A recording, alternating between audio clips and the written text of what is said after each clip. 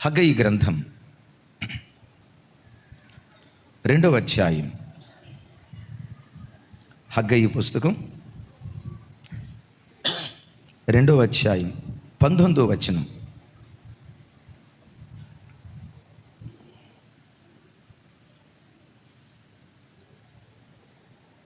నాతో కలిసి చెప్పండి.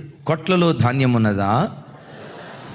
ద్రాక్ష చెట్లైనను అంజూరపు చెట్లైనను దానిమ్మ చెట్లైనను ఒలీవ చెట్లైనను ఫలించకపోయెను గదా.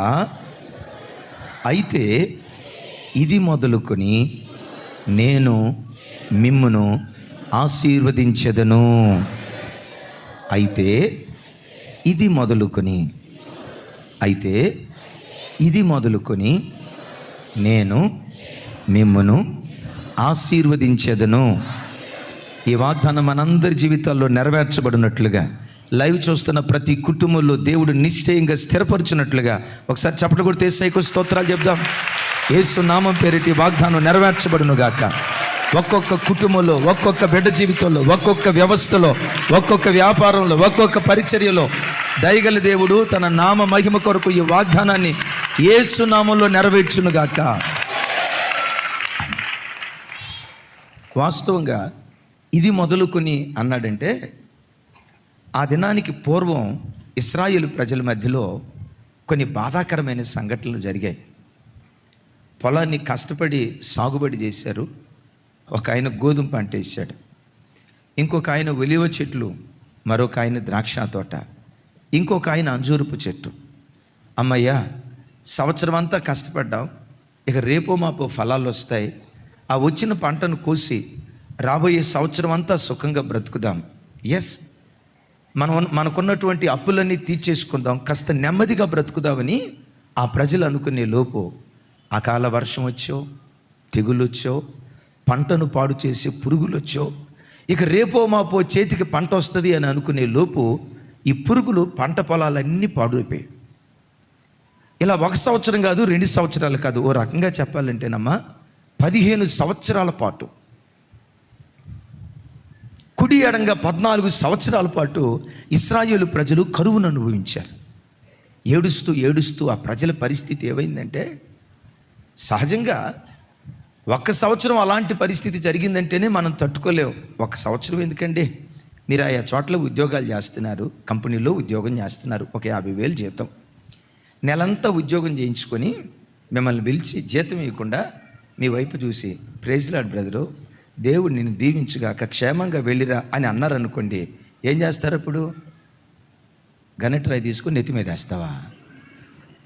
ఎంత బిక్కముఖంతో వస్తాం.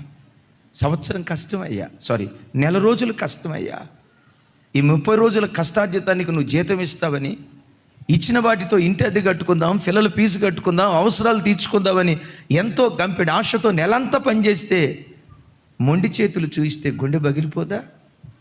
2 నెలలు అట్లా చేస్తే, సంవత్సరం అలా చేస్తే తుపాకీ తీసుకొని పీల్చి చంపేస్తారంతే, తట్టుకోలేరు. అలాంటిది 14 సంవత్సరాలు ఒక వ్యక్తి తన కష్టార్జితం అంత దారుణంగా దోచుకోబడతా ఉంటే ఎంత వేదనను ప్రజలు అనుభవించి ఉంటారు, ఆ వేదనా కాలం అంతా తీరైన తర్వాత ఇప్పుడు దేవుడు ఏమంటాడంటే, కష్టార్జితం అన్యాక్రాంతమై శత్రువులు అనుభవిస్తూ దయనీయమైన స్థితిలో కొట్టుమిట్టాడుతున్న నా ప్రజలారా, కష్టార్జితం అన్యాక్రాంతమై ఎవరి చేతో దోచుకోబడి దుఃఖంతో బ్రతుకుతున్న నా ప్రజలారా, అసలు ఆశీర్వాదం ఎలా ఉంటుందో చూడలేక బ్రతుకులో శాపాన్ని అనుభవించిన నా ప్రజలారా, అయిపోయింది.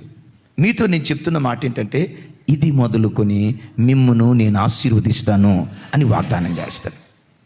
దైవజనమ, ఒకవేళ నీ బ్రతుకులో కూడా గడిచిన కాలం అంతా కష్టపడి సంపాదించింది నీవు, నీ కష్టార్జితం ఎవరో అనుభవించినట్లుగా చిల్లి సంచిలో వేసుకున్న డబ్బులాగా నీ కష్టార్జితం అయిపోతే, దేవా ఎంత కష్టపడి సంపాదిస్తున్నాను, ఎందుకయ్యా నా కష్టార్జితం ఎలా అయిపోతుందని ఓ తెలియని బాధతో, దిగులుతో ఈ రాత్రి దేవుని సన్నిధిలో కూర్చుంటే, వాగ్దానం చేసి ఆ నమ్మదగిన దేవుడు నీతో, నీ పిల్లలతో, నీ కుటుంబంతో, నీ ఆర్థిక వ్యవస్థతో, నీ ఆర్థిక వ్యాపార ఉద్యోగాల విషయంలో ప్రభు చేస్తున్న వాగ్దానం ఏంటంటే, గతంలో జరిగినట్లుగా ఇక మీదట జరగదు. మీ కష్టార్జితాన్ని దొంగలు దోచుకోరు. మీ కష్టార్జితాన్ని పంటను పాడు చేసి పురుగులు తినవు. మీ కష్టార్జితాన్ని మీరు అనుభవించడం మాత్రమే కాదు, ఇది మొదలుకొని మిమ్మల్ని ఆశీర్వదించడం నేను మొదలు పెడతాను అంటాడు. దేవుడి వాగ్దానపు మాట మనందరి జీవితాల్లో నెరవేర్చునుగాక. దైవజనమా, అసలు ఆశీర్వాదం అంటే ఏంటో దాని పదానికి అర్థం తెలియకపోయినా ప్రతి మనిషి ఏం కోరుకుంటాడు చెప్పండి? ఎంతమంది కోరుకుంటున్నారు అని నేనేం అడగను, మీరేం టెన్షన్ పడద్దు. ప్రతి ఒక్కరు చేయెత్తుతారు. ఒకవేళ 4 చేతులు ఉంటే 4 చేతులు కూడా ఎత్తేవాళ్ళు. ఎవరు వద్దంటారు? అసలు నీ ఇష్టం పక్కన పెట్టు. నీకు తెలుసా నీ దేవుని ఇష్టం ఏంటో తెలుసా? నీవు ఆశీర్వాదంగా ఉండటమే ఆయనకి ఇష్టం. నీవు దీవెనగా బ్రతకటమే ఆయనకి ఇష్టం. నీవు ఆశీర్వాద కారకుడిగా నిలవబడటమే, అది నీ పట్లైనా, నీ పిల్లల పట్లైనా, నీ భర్త పట్లైనా, మన పరిచర్య పట్లైనా, ప్రపంచంలో సేవ చేస్తున్న ఏ దైవ సేవకుని పట్లైనా ఆయన చిత్తం, ఆయన ఉద్దేశం ఇదే అయి ఉన్నది. ఇశ్రాయేలు ప్రజలు అరణ్య ప్రయాణంలో ఉన్నప్పుడు శపించడానికి ఒక ఆయన్ని పంపించారు. బాలాక్ అనే రాజు ఇశ్రాయేలును శపించడానికి ఒక ఆయన్ని పంపించారు. ఎవరిని పంపించారు చెప్పండి? కొంచెం గట్టిగానండి. బిలాముకు ఆ రోజుల్లో ఉన్న శక్తి ఏంటంటే, నోటితో ఎవరిని శపిస్తే వాడు శాపగ్రస్తుడైపోతాడట, ఎవరిని ఆశీర్వదిస్తే వాడు ఆశీర్వదించబడతాడట. డబ్బులు మూట తీసుకొని ఇశ్రాయేలీలందరినీ శపిద్దామని మొత్తానికి వచ్చాడు బిలాము. శపించాలని ఎంత ప్రయత్నం చేసినా శపించలేకపోతున్నాడు. చివరికి ఏం తెలుసుకున్నాడో తెలుసా? శపించకుండా మౌనమైపోయి తన్ను శపించమని పిలిచిన రాజుతో ఏమంటాడంటే, ఇశ్రాయేలీలను ఆశీర్వదించుట, ఇశ్రాయేలీలను దీవించుట యెహోవా దృష్టికి మంచిది అని ఎరిగాడట. చెప్పండి, ఏం ఎరిగాడు? చెప్పాలి గట్టిగా. ఇశ్రాయేలీలను దీవించుట యెహోవా దృష్టికి. ఏమండి, ఇప్పుడు మనం ఉన్నాం, మన దృష్టికి ఏది మంచిదో అదే చేస్తాం, కానీ మన దృష్టికి చెడ్డదైన దాన్ని మనం చేస్తామా? ఇప్పుడు కార్లు కొనడానికి వెళ్ళామండి, రకరకాల కార్లు ఉంటాయి, రకరకాల రంగులు ఉంటాయి. ఆ షాపు ఓనరు ఏ కారు చూపించినా ఇది సూపర్ సూపర్ సూపర్ అంటాడు. బట్టల దుకాణానికి వెళ్ళి చీరలు కొనటానికి ఏ చీర చూపించైనా ఏమంటాడు చెప్పండి? ఏ బట్టల దుకాణపు యజమాని అయినా ఈ చీర బాగాలేదని పక్కన పెడతాడా? ఈ చీర ఎట్లా చూపించి ఏమంటాడో తెలుసా? ఈ చీర నువ్వు కట్టుకుంటే ఇందిరాగాంధీలాగా ఉంటావంటాడు, సోనియా గాంధీలాగా ఉన్నావంటాడు. అసలు ఈ చీర ఎక్కడి నుంచి వచ్చిందంటే అమెరికా నుంచి వచ్చింది అంటాడు. రకరకాల మాయ మాటలు చెప్తాడు. వాడు ఎన్ని మాటలు చెప్పినా నీ దృష్టి మాత్రం దేని మీద ఒకదాని మీద ఉంటుంది. షాపులో బట్టలన్నీ వేసినా రైట్, నువ్వు కోరుకో, నీ దృష్టికి ఏదో దాన్నే నువ్వు సెలెక్ట్ చేసుకుంటావు. I right? అవునా కాదా? నీ దృష్టికి ఏది మంచిదిగా అనిపించిందో దాన్నే కొంటావు, కానీ మరొకళ్ళు చెప్పిన దాన్ని తీసుకోలేవు. ప్రతి వాడు తన దృష్టికి ఏది మంచిదో దాన్నే చేస్తాడు. నేనంట, నీ దేవుని దృష్టికి ఏది మంచిది? నీ దేవుని దృష్టికి ఏది మంచిది? నీవు ఆశీర్వాదంగా ఉండటమే ఆయన దృష్టికి మంచిది. నీ పిల్లలు ఆశీర్వాదంగా ఉండటమే దేవుని దృష్టికి మంచిది. ఇందాక చెప్పే కదా, కార్లు దుకాణానికి వెళ్ళాం. కొంతమంది కార్లు కొంటారు, ఎర్రగా ఉంటుంది, రక్తం పూసినట్టు ఉంటుంది. ఇప్పుడు మనం అట్లా అన్నాం అనుకోండి, ఏమంటాడు తెలుసా? నా కళ్ళతో చూడన్న కారు అంటాడు. అతనికి నచ్చింది అది. ఇంకొక ఆయన కొనుక్కొని వస్తాడు, నల్లగా తారు రోడ్డు లాగా ఉంటుంది. అంటాడు, అన్న నలుపులో ఉన్న బ్యూటీ ప్రపంచంలో ఎక్కడుందన్న అంటాడు. తప్పేం లేదు. అంటే చూడండి, కొంతమంది చుట్టూతో వాళ్ళు చెప్పుండొచ్చు, ఆ నల్ల కలర్ ఏంట్రా, వద్దు అది తీసుకో ఇది తీసుకొని 100 మంది 100 మాటలు చెప్పినా వాడి దృష్టికి ఏది మంచిదో దాన్నే తీసుకుంటాడు. అవునంటారా కాదంటారా? మనిషి తన దృష్టికి ఏది మంచిదో దాన్నే ఎన్నుకున్నట్లుగా మార్పు లేని దేవుడు, చంచలత్వం లేని దేవుడు, గమనాగమన వలన మార్పు లేనటువంటి ఆ దేవుడు ఆయన దృష్టికి ఏది మంచిదో దాన్నే మన జీవితాల్లో జరిగిస్తాడు. దేవుని దృష్టికి మంచిదేది? ఎవరిని ఆశీర్వదించడం? కొంచెం గట్టిగా అట్లా బైబిల్లో ఉన్న మాట చెప్పండి. ఇశ్రాయేలీలను ఆశీర్వదించుట యెహోవా దృష్టికి. మామూలుగా ఒక మాట అడుగుతా, యేసయ్య దృష్టిలో ఇశ్రాయేలీలు విలువైన వారా, మనం విలువైన వాళ్ళమా? కాస్త డౌట్గా చెప్తున్నారు, చెప్పాలి. ఇశ్రాయేలీలను పస్కా గొర్రెపిల్ల రక్తంతో కొనుక్కున్నాడు. నిన్నైతే తన ప్రశస్తమైన రక్తంతో, తన అమూల్యమైన రక్తంతో యేసయ్య నిన్ను కొనుక్కున్నాడు. ఇశ్రాయేలీని విమోచించడానికి పరలోకపు తండ్రి యేసయ్యను పంపించలా, గొర్రెపిల్లను పంపించాడు. కానీ నీ కొరకు నా కొరకు తన ఏకైక కుమారుని లోకానికి పంపి ఆయన ప్రాణాన్ని ధారపోసి మనలను కొనుక్కున్న గొప్ప దేవుడు ఆ దేవుడు. Praise the lord. ఎస్, నేను అంటాను, ఇశ్రాయేలీల పట్లే ఆలోచన ఉంటే ఆయన ప్రశస్తమైన రక్తంతో కడగబడిన నీ పట్ల దేవుని దృష్టికి ఏది మంచిదో తెలుసా? తల్లి, నువ్వు ఏ ప్రాంతం నుంచి వచ్చినా, ఏ స్థలం నుంచి వచ్చినా, ఏ దేశంలో ఉండి ఈ వాక్యం వింటున్నా, నిన్ను ఆశీర్వదించటమే దేవుడైన యెహోవా దృష్టికి మంచిది. ఆయన దృష్టికి ఏది మంచిదో దాన్ని నీ బ్రతుకులో ఆయన చేయబోతున్నాడు. ఇది మొదలుకొని ఇంతకాలం చేయలేదేమో, రక్షించబడిన నాటి నుండి నేటి వరకు గడిచిన దినాల్లో చేయలేదేమో, గత ఏడాది చేయలేదేమో, అంతకు మునుపు సంవత్సరాల్లో చేయలేదేమో. ఎందుకో ఈరోజు దేవుడు నీతో మాట్లాడుతున్నాడు. ఇది మొదలుకొని చెప్పాలి. ఇది మొదలుకొని నేను నిన్ను ఆశీర్వదించెదను. ఎందుకు? ఇశ్రాయేలీయులను దీవించుట యెహోవా దృష్టికి. ఇప్పుడు మన పిల్లలు ఉన్నారమ్మా, వాడికి డజన్ బట్టలు కొని ఉంటాం. ఈ డజన్ బట్టల్లో వాడికి ఇష్టమైంది, వాడి దృష్టికి నచ్చింది ఏదో ఒక డ్రెస్ ఉంటుంది, ఒక జత ఉంటుంది. అవునా కాదా? ఎప్పుడు అడిగినా ఏ డ్రెస్ ఏమంటాడు చెప్పండి? అదే. క్రిస్మస్కైనా, జనవరి పండుగకైనా, పెళ్ళికైనా, దిన కార్యక్రమానికైనా, ఏ కార్యక్రమానికైనా అదిగొదుగొదుగుదు ఆ పింక్ ఉందే, ఆ పింక్ అదే కావాలంటాడు. ఒరే, నేను వేసుకున్నావు కదా, అయినా నాకు అదే కావాలంటాడు. చూడండి, ఒక చిన్నపిల్లోడు దృష్టికి ఏది మంచిదో దాన్ని మనం మార్చలేం కదా. అంటే వాడి దృష్టికి ఏది మంచిదో దాన్నే కోరుకుంటాడు. దైవజనమా, ఓ చిన్నపిల్లోడిని చూసినప్పుడు మనం నేర్చుకోగలిగేది ఏంటో తెలుసా? దేవుడు కూడా తన దృష్టికి ఏది మంచిదో అదే నా జీవితంలో తప్పకుండా ఆయన జరిగిస్తాడు. ఒక మాట, ఇది మొదలుకొని అన్నాడు కదా. ఇంతకు మునుపు ఎందుకు దేవుడు వాళ్ళని ఆశీర్వదించలేదు? ఎందుకు ఆశీర్వదించలేదంటే, ఇశ్రాయేలు ప్రజలు బబులోను చెరలో నుంచి విడిపించబడి కనాను దేశానికి వచ్చిన తర్వాత పాడైపోయిన మందిరాన్ని కట్టాలని అనుకొని మందిర పని ప్రారంభించేటప్పుడు ఆర్భాటంగా ప్రారంభించారు, చాలా ఘనంగా ప్రారంభించారు. ధన మందిరం కట్టేసేయాలి. సొలొమోను నిర్మించిన మందిరం కంటే వైభవోపేతంగా మందిరం కట్టాలి, ఆ కాలపు మందిరం కంటే మించిన మహిమతో మందిరాన్ని కట్టాలని ప్రారంభంలో బహు ఆర్భాటంగా మందిరపు పని ప్రారంభించారు.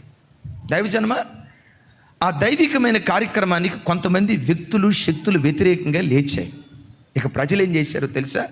ఆ చిన్న ఆటంకాలకు భయపడి కట్టబడుతున్న మందిరాన్ని ఆపేసి వారిల్లు కట్టుకోవటం ప్రారంభించారు, వాళ్ళ బ్రతుకులు కట్టుకోవటం ప్రారంభించారు. విచిత్రం, 15 సంవత్సరాల పాటు పూర్తిగా దేవుని మందిరం పాడైపోయి దేవుని మందిరం వైపు ముఖం చూపించకుండా మందిరానికి పెడముఖం పెట్టి మందిరం పూర్తిగా పాడైపోయిన స్థితిలో ఉన్న మందిరాన్ని పట్టించుకోకుండా ప్రజలు బ్రతుకుతున్నారు. తద్వారా దేశంలో కరువు.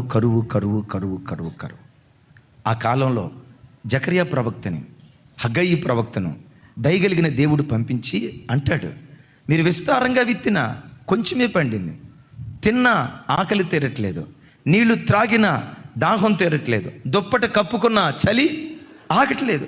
ఎందుకు ఈ పరిస్థితితో తెలుసా? అంటాడు మీ ప్రవర్తనను గురించి ఒక్కసారి ఆలోచించండి. దేవుడు అక్కడ అంటాడు, మీ ప్రవర్తనను గురించి ఒక్కసారి ఆలోచించండి. దేవుని మందిరము పాడై ఉంటుండగా పాడైపోయిన మందిరాన్ని బాగు చేయకుండా మీ గృహాలను బాగు చేసుకుంటున్నారే, మీ ఇళ్లను బాగు చేసుకున్నారే, ఇది మీకు న్యాయమా?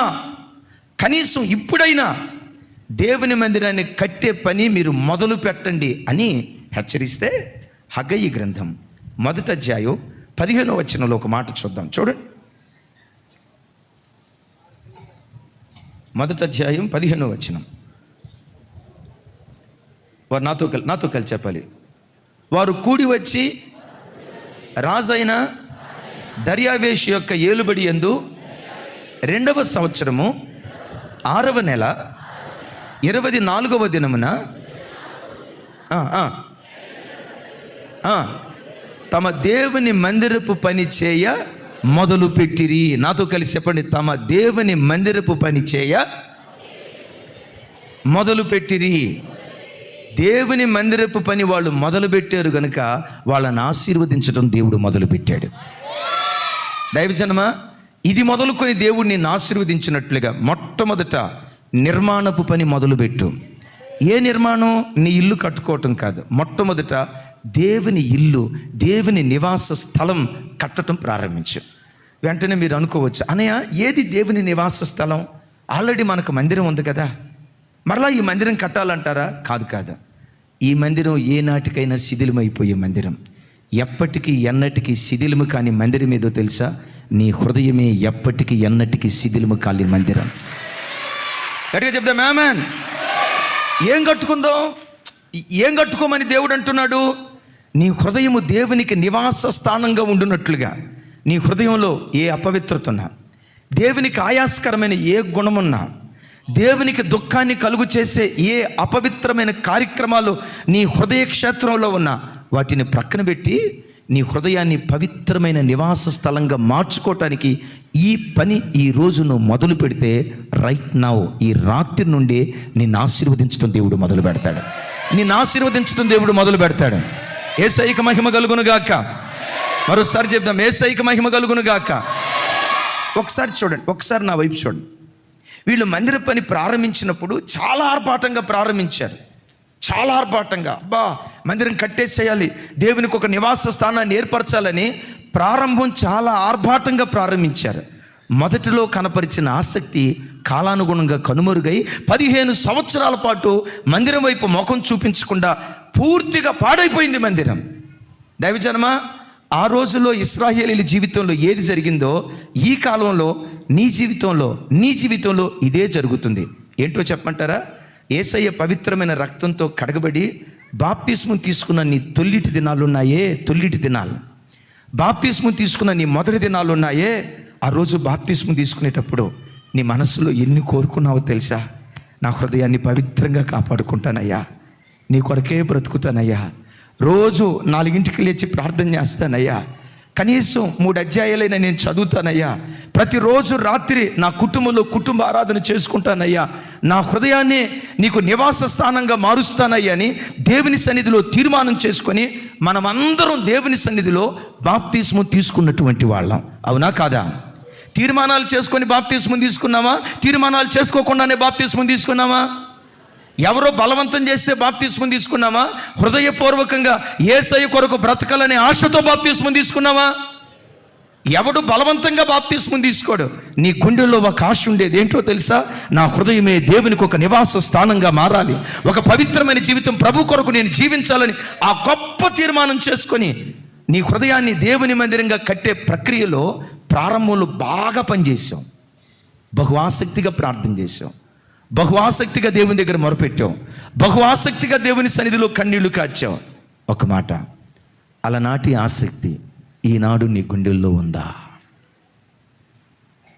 ఆ రోజు కనపరిచిన దైవభక్తి, ఆ రోజు కనపరిచిన ప్రార్థన ఏ శ్రద్ధమన్నా, ఆ రోజు కనపరిచిన ఆసక్తి, ఆ రోజు కనపరిచిన దైవభక్తి, ఆ రోజు కనపరిచిన ప్రార్థనాసక్తి, పరిచర్య అంటే పరిగెత్తుకుంటూ వచ్చిన ఆ తొల్లిటి ప్రేమ, ఆ తొలి ప్రేమ ఈరోజు నువ్వు కాపాడుకుంటూ దేవుని సన్నిధిలో బ్రతుకుతున్నావా? ఎక్కడో పాడైంది కదా మందిరం. దేవుని నివాస స్థానంగా పిలువబడుతున్న నీ హృదయ క్షేత్రం ఎక్కడో ఏదో ఒక స్థితిలో పాడైపోయింది కదా. అందుకనే ఈరోజు ప్రభు నీతో అంటున్నాడు, ఈ వాక్యం వింటుండగా మరలా తొలి ప్రేమకు నువ్వు రావాలి, ఆగిపోయిన మందిర నిర్మాణాన్ని మరలా నువ్వు చేపట్టాలి. నీ హృదయ క్షేత్రంలో దేవునికి ఆయాసకరమైనవి ఏవేవి ఉన్నాయో, అది కక్షే కావచ్చు, అసూయే కావచ్చు, జారత్వమే కావచ్చు, దొంగతనమే కావచ్చు, వడ్డీ వ్యాపారమే కావచ్చు, what ever it may be, దేవునికి ఆయాసకరమైనది ఏది నీ గుండెల్లో ఉందో యేసు నామం పేరిట వాటిని తొలగించుకుని తొలి ప్రేమకు మరలా మనం వచ్చుదుంగాక. చెల్లి అశ్విని అని జగదగిరి కొట్టు నుంచి ఆ బిడ్డలు మన మందిరానికి వస్తారు. ఉపవాస ప్రార్థనలు ప్రారంభించిన తర్వాత రోజు ఆ బిడ్డ ఫోన్ చేశారు. సార్, నాకున్న షెడ్యూల్ని బట్టి లిఫ్ట్ చేయలేకపోయాను, తర్వాత పార్కింగ్ ప్లేస్ దగ్గరికి వెళ్తూ సరే మిస్డ్ కాల్ ఉంది కదా రీకాల్ చేశాను. నేను అలా ఫోన్ చేశాను లేదో లిఫ్ట్ చేసి ఆ బిడ్డ ఏడుస్తుంది. ఏంటమ్మా ఏడుస్తున్నావు అన్నాను. అన్నయ్య, నేను పీజీ చదివే రోజుల్లో నా ఆత్మీయ జీవితంలో శిఖరాల మీద నేను ఉండేదాన్ని అన్నయ్య. కూర్చున్నా లేచిన ప్రార్థన అంత పవిత్రంగా బ్రతికేదాన్ని అన్నయ్య. నేను పీజీ చదివే రోజుల్లో ప్రార్థన విషయంలో, పరిచర్య విషయంలో, దైవభక్తి విషయంలో బహు ఆసక్తి పరురాలుగా నేను బ్రతికేదాన్ని అన్నయ్య. ఆ తర్వాత పెళ్ళయింది, పిల్లలు పుట్టారు. కొన్ని పరిస్థితులను బట్టి ఆనాటి భక్తిని, ఆనాటి ప్రార్థనను నేను కోల్పోయాను అన్నయ్య. గడిచిన 12 రోజుల నుంచి ఉపవాస ప్రార్థనలు జరుగుతున్నాయి కదా, రెగ్యులర్గా 12 రోజుల నుంచి ఉపవాస ప్రార్థనలో నేను పాలుపంపులు పొందుతున్నాను. పాలుపంపులు పొందుతూ ఉంటుండగా మరలా ఆ తొలి ప్రేమ అనుభవానికి దేవుడు నన్ను తీసుకొచ్చాడు అన్నయ్య.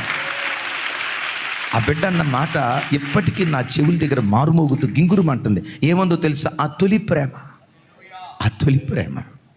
రక్షణ పొందిన ప్రారంభ దినాల్లో యేసయ్యని ఎలా ప్రేమించాను, దేవుని సన్నిధంటే ఎలా పరిగెత్తుతూ వచ్చాను, దేవుడు దేవుడు దేవుడు నా పిచ్చి ప్రేమతో ఆ రోజులో నా హృదయం ఎలా రగులుతూ ఉండేదో, ఆ తొలి ప్రేమకు నేను రావటానికి దేవుడు కృప చూపించాడన్న.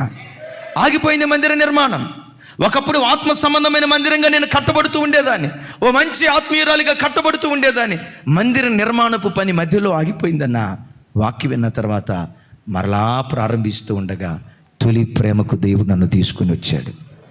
చప్పట్లు కొడుతూ స్తోత్రాలు చెప్దాం. కొంచెం గట్టిగా చప్పట్లు కొడుతూ స్తోత్రాలు చెప్దాం.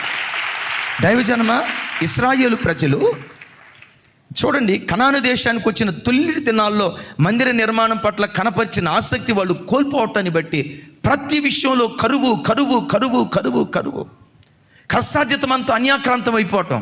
ఈరోజు వాక్యం వింటున్న దైవజనమ, నీ జీవితంలో కూడా తొలి ప్రేమను మరిచిపోవటాన్ని బట్టే ఒకవేళ ఈ కరువు అనుభవిస్తున్నావేమో. తొలి ప్రేమను మరిచిపోవటాన్ని బట్టే కష్టార్జితం అన్యాక్రాంతం అయిపోతుందేమో. తొలి ప్రేమను విడిచిపెట్టడాన్ని బట్టే దేవుని ఆశీర్వాదాన్ని నీ బ్రతుకులో చూడలేకపోయావేమో. ఒక మాట, సైతాను గాడు మనిషి జీవితంలో ఎలా జొరబడి ఎంత క్రూరంగా పనిచేస్తాడో, ఇశ్రాయేలీలు సమస్తం కోల్పోయినట్లుగా బైబిల్లో ఒక ఆయన తన బలమంతటిని కోల్పోయి చివరికి బోడుగుండు తప్ప ఏమీ మిగల. ఎవరాయన చెప్పండి? డెఫినెట్గా చెప్తారు. ఎవరాయన? చూడండి ఆ మాట. న్యాయాధిపతుల గ్రంథం, న్యాయాధిపతుల గ్రంథం 16వ అధ్యాయం 22వ వచనం. 22వ వచనం. 22వ వచనం చూడండి. నాతో కలిసి అందరూ చెప్పడానికి ప్రయత్నం చేయండి. అతడు బందీ గృహములో తిరగలి విసురువాడాయను. అయితే అతడు క్షౌరము చేయబడిన తరువాత అతని తల వెంట్రుకలు తిరిగి మొలుచుట మొదలు పెట్టెను. ఒకసారి చూడు. మొదలు పెట్టక మునుపు సంసోను ఏమైపోయాడు చెప్పండి? కొంచెం గట్టిగా చెప్పాలా? కొంచెం గట్టిగా. బోడుగుండు అయిపోయింది. ఎందుకు సమస్తాన్ని కోల్పోయాడో తెలుసా? కోల్పోయిన స్థితిలో సంసోను ఎందుకు మిగిలిపోయాడో తెలుసా?